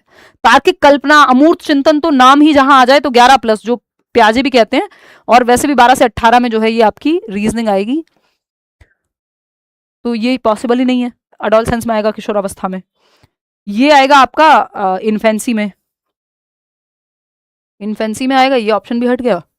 ये अडोलसेंस में आएगा, अमूर्त चिंतन, एब्स्ट्रैक्ट थिंकिंग, ये भी हट गया ऑप्शन से। फिर आता है थर्ड, ईगो सेंट्रिक थिंकिंग, हाँ ये सही है, 79% लोग सही जवाब दे रहे हैं। सेल्फ सेंटर्ड है बच्चा, उसको लगता है जो चीज मुझे पसंद है वो सबको पसंद होगी। डोरेमोन मुझे पसंद है तो मेरे भाई को भी होना चाहिए, मेरे पापा को भी, मेरी मम्मी को भी। किसी ने डोरेमोन के बारे में कुछ बोला मैं रोने लगूंगा। मुझे जो चॉकलेट चाहिए चाहिए, वो रोड पे आप मार्केट गए हो, आपके पास पैसे नहीं, बच्चा लेट लेट के वहीं रोने लगेगा कि नहीं मुझे तो खिलौना चाहिए। तो वो सेल्फ सेंटर्ड है उस खिलौना चाहिए पे, वो बाकी पहलू नहीं देख पा रहा कि माता पिता के पास पैसे नहीं है, नहीं लाए होंगे, या आज नहीं दिलाना चाह रहे हैं, वट एवर। नहीं, आप डॉक्टर के पास गए, उसको खिलौना लेना है, बात खत्म हो गई है। तो आत्म केंद्रित है, यानी वो सेल्फ सेंटर्ड है। तीव्र भाषा अर्जन, भाषा बहुत तेजी से विकसित होती है, खिलौनों के साथ भी खेलता है, टॉय एज भी है, ठीक है। Formation of peer groups, gang as, ये 6 से 12 में होगा, लेटर चाइल्डहुड में, ठीक है। तो थर्ड ऑप्शन ही यहाँ सही जवाब है, जो कि 80% लोगों ने लगभग दिया भी है। ये आसान सा सवाल था। आगे बढ़ेंगे, क्वेश्चन नंबर 21 यानी 21वां सवाल देखेंगे और बताएंगे। A progressive educator wants to design a learning environment grounded in child-centered developmental principles। बच्चे को सेंटर में रख के विकास के अनुसार जो प्रिंसिपल बने हैं, सिद्धांत बने हैं, उसके अनुसार एक एजुकेटर है, एक टीचर है जो बच्चे के लिए लर्निंग एनवायरमेंट तैयार करना चाहता है। Which of the following practices represents a violation, या फिर ऑड वन आउट, कौन सा है इनमें से, या जो वायलेट करे इन सिद्धांतों को, विकास के सिद्धांतों के खिलाफ कौन सा ऑप्शन जा रहा है, ये पूछा है आपसे, है ना। Formulating a flexible curriculum that dynamically accommodates different individual rates of हाँ, अलग अलग रेट पे बच्चे मेच्योर होते हैं, ठीक बात है। Encouraging heterogeneous peer collaborative task to actively leverage Vygotsky social plane of development, अलग अलग तरह के टास्क रखो, बच्चों को मिलवाओ। स्टैंडर्डाइजिंग ऑल इंस्ट्रक्शन, यही नेगेटिव है। स्टैंडर्डाइजिंग लिखा हो, यूनिफॉर्मिटी लिखा हो, यूनिफॉर्म कपड़ों में ठीक है, सारे मेथड्स यूनिफॉर्म एक जैसे हो जाएंगे तो गड़बड़ हो जाएगी, तो ये आपका नेगेटिव है और ये गलत है, ये वायलेट करता है, ये डेवलपमेंट के प्रिंसिपल पे आधारित नहीं है, इंडिविजुअल डिफरेंसेस को ध्यान में ही नहीं रखा इसने ऑप्शन ने। यूटिलाइजिंग क्वालिटेटिव पोर्टफोलियोज, हाँ इसमें बच्चे के बारे में अलग अलग चीजें पता लगेंगी, तो थर्ड ऑप्शन सही है। 71% लोग सही जवाब दे भी रहे हैं। जो गलत है वही सही है, क्योंकि पूछा ही गलत था, वॉयलेट पूछा था या ऑड वन आउट पूछा था, बाकी तीनों बच्चे के सपोर्ट में थे। क्वेश्चन नंबर 22 देखिएगा, असर्शन क्या है? A child's inherited heredity sets potential limited boundaries, potential limit boundaries higher और लोअर लेवल हेरिडिटी सेट कर देगी, जिसको हम जेनेटिक जीनोटाइपिक लिमिट कह रहे थे या सीलिंग कह रहे थे, यानी कितना आईक्यू आपका हाईएस्ट हो सकता है ये हेरिडिटी से निर्धारित होगा। Meaning we cannot achieve complete development without a supportive environment, यानी सेट मिल जाएगा आपको, आपको हायर और लोअर लिमिट सेट हो जाएगी। आईक्यू ज्यादा है लेकिन एनवायरमेंट अच्छा नहीं मिलेगा तो विकास उतना नहीं हो पाएगा उस क्षेत्र में, सब थोड़ी साइंटिस्ट बन जाएंगे हाई आईक्यू होने के बावजूद, एनवायरमेंट का भी तो रोल है। फिर रीजन क्या है? नर्चर यानी environment alone dictates 100% of human cognitive capability, ये कहना गलत होगा। 100% कैसे कर देगा भाई एनवायरमेंट? तो ए तो ट्रू है, आर फॉल्स है। थर्ड ऑप्शन, कितने लोग थर्ड ऑप्शन कह रहे हैं? 65% लोग। चलिए बहुत बढ़िया, ए तो सही कह रहा है बात, लेकिन आर कह रहा है 100% एनवायरमेंट। नहीं भाई, किसी क्षेत्र में हेरिडिटी ज्यादा महत्वपूर्ण है, किसी में एनवायरमेंट। आईक्यू के कॉन्टेक्स्ट में हेरिडिटी ज्यादा महत्वपूर्ण होती है, लेकिन ये नहीं कह सकते कि एनवायरमेंट का रोल नहीं है। तो ये तो हम कह ही नहीं सकते कि ये 100% है। आंखों का रंग होता तो हम कह देते हेरिडिटी है भाई 100%।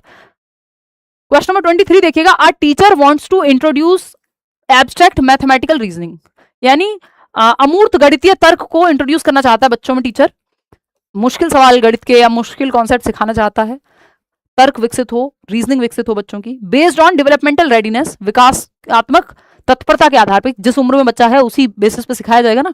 She ensures that children are first allowed to count using physical tactile objects, कि भाई ये 4 किताबें हैं 1 2 3 4, या ये 3 पेन हैं तो 1 2 3, ये टैक्टाइल मतलब टच और फील कर सकते हो इस मटेरियल को, इस बेसिस पे बच्चा काउंट करता है। अच्छा ये मेरे हाथ हैं 1 2 3 4, यहां से आप शुरुआत करा रहे हो फिजिकल रेडीनेस के आधार पे, बात तो सही है। आगे क्या है? concrete operational stage before moving on to abstract numerical symbols, this educational decision represents, इसमें प्याजे भी आ गए। ignoring individual differences, नहीं भाई, ये तो aligning instructional materials with developmental readiness stage के हिसाब से। forcing early childhood learners to, नहीं फोर्स थोड़ी कर रहे हो आप किसी को, behavioral conditioning कर रहे हो, नहीं, एज या स्टेज के हिसाब से आप बच्चे को चीजें सिखा रहे हो, उसकी मेच्योरिटी जिस लेवल पे होगी। आगे बढ़ेंगे, क्वेश्चन नंबर 24, 25 सवाल है बस, ये सेकंड लास्ट सवाल है आज का। According to child development theories, development is most accurately defined as a progressive orderly process that moves an individual from, यानी बाल विकास के सिद्धांतों के अनुसार विकास को सबसे सटीक रूप से एक प्रगतिशील व्यवस्थित प्रक्रिया के रूप में परिभाषित किया गया है, यानी आगे बढ़ती हुई प्रगतिशील बेहतरी के लिए होने वाले परिवर्तन। अब इन 4 ऑप्शंस में से आप बताइए कि क्या सही होगा, फटाफट से आप जवाब देंगे।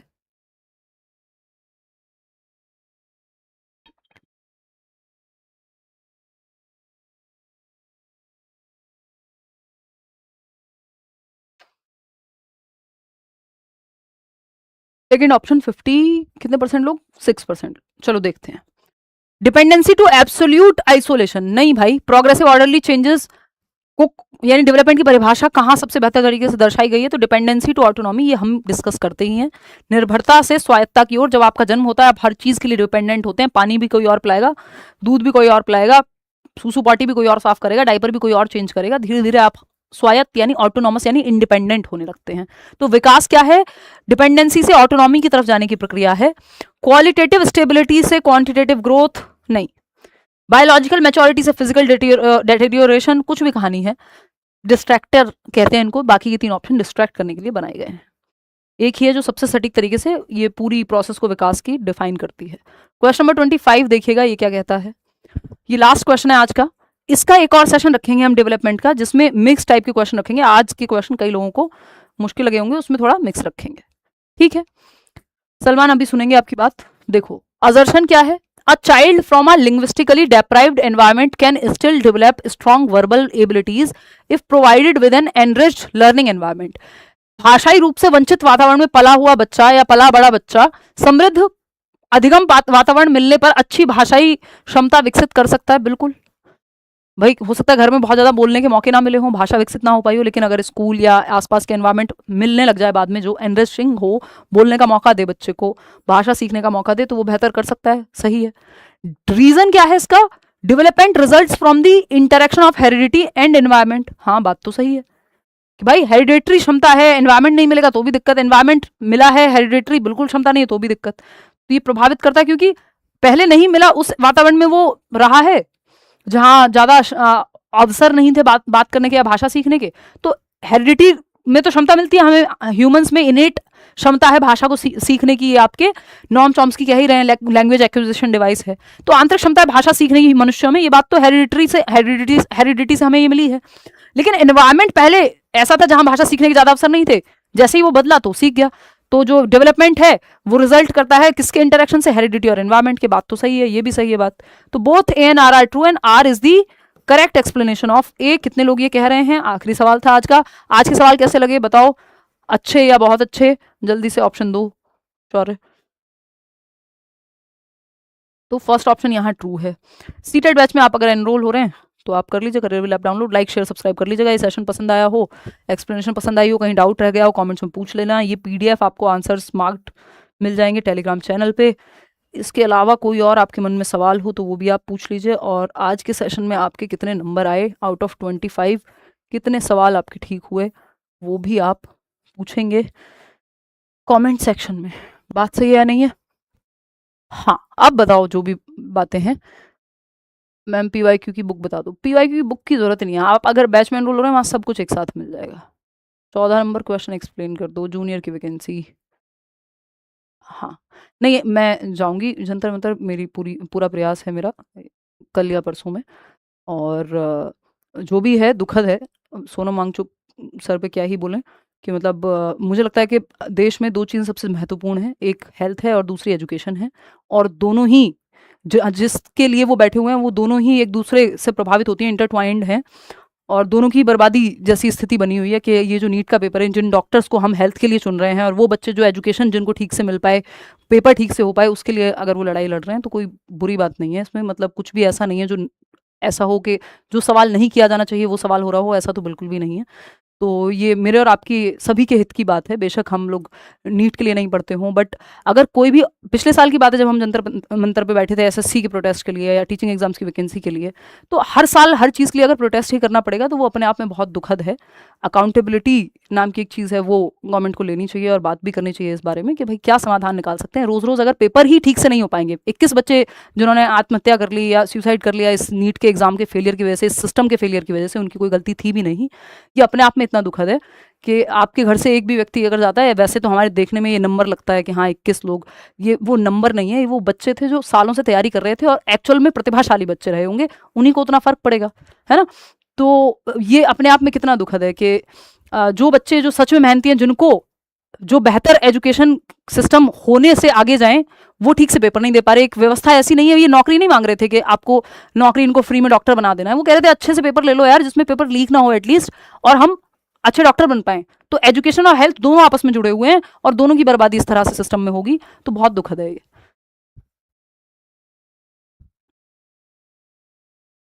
रोज क्लास लीजिए यार। अभी तबीयत थोड़ी सी बेटर हुई है, मैं स्ट्रगल कर रही हूँ तबीयत के चलते, इसलिए मैं वहाँ भी नहीं जा पाई हूँ। जाऊँगी, आप भी अगर पीसफुली जुड़ सकते हैं तो बिल्कुल ये अच्छी बात है। ये मतलब कॉज है एक जो समाज के लिए बेहतर है। चलिए खैर, ध्यान रखिए अपना। इंग्लिश पेडागोजी भी करेंगे यार, धीरे धीरे क्लासेस दूंगी। अभी मंडे मिलेंगे हम लोग, मैं थोड़ा सा रेस्ट करूंगी। ये 50 क्वेश्चन एक साथ कराने की क्षमता नहीं थी, इसलिए 2 पार्ट में डिवाइड किया है। तो इसको किसी और दिन करेंगे मंडे, या तो हिंदी पेडागोजी के क्वेश्चंस कर लेंगे या सीडीपी का एक मॉक लगा लेंगे, बहुत दिनों से एक मॉक नहीं हुआ है ना। चलिए take care, see you on Monday. आपका कोई भी विचार, कोई डाउट रह गया हो तो वो आप पूछ लीजिएगा। किसी को 14th क्वेश्चन में जो है डाउट था वो मैं एक बार आपका देख लेती हूँ। ये 14th क्वेश्चन कोई तो बोल रहा था कि आप एक्सप्लेन कर दो फिर से। चलो एक बार फटाफट से चलते हैं क्वेश्चन नंबर 14 पे। क्वेश्चन नंबर 14, नहीं, ये इंस्टाग्राम से लेके और यूट्यूब कमेंट्स तक आप लोग बार-बार पूछ रहे हैं, मैं क्लासेस उतना रेगुलरली ले नहीं पा रही थी, इसलिए नहीं जा पाई हूँ। क्वेश्चन नंबर 14 में क्या दिक्कत आई? देखो सिंपल है, मोनोजाइगोटिक यानी जो सिंगल आइडेंटिकल ट्विन्स हैं, तो ये एक ही उससे ज़ाइगोट से या निषेचित अंडे से और 100% इनकी हेरिडिटी सेम होगी, है ना? तो यहाँ पे आपका फर्स्ट ये है, सेकंड ये develop from a single fertilized zygote.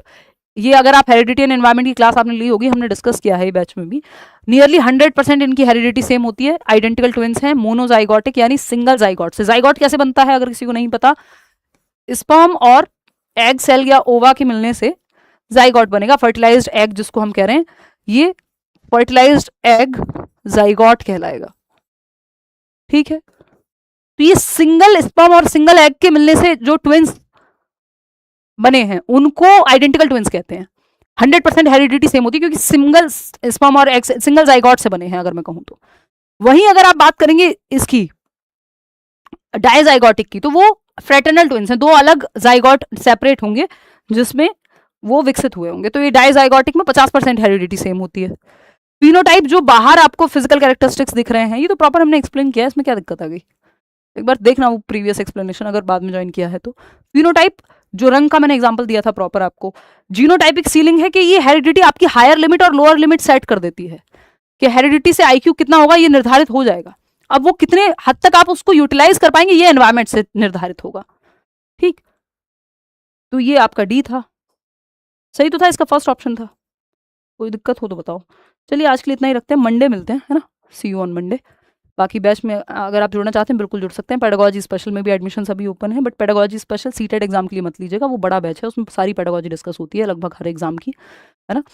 और इंक्लूडिंग सीटेट, बट मैं चाहूँगी कि अगर आप सीटेट के लिए आ रहे हैं तो पेडागोजी स्पेशल की बजाय आप एक कंप्लीट बैच में आइए, क्योंकि वहाँ फिर आपको मॉक टेस्ट से लेके एनसीईआरटी की समरी से लेके अलग अलग सारे सब्जेक्ट्स की तैयारी से लेके सब कुछ एक साथ मिल जाएगा। चलिए टेक केयर, बाय। हाँ, मॉक भी मिलते हैं बैच में of course. Bye bye. Comments में बताइए क्या विचार है, कितना स्कोर किया।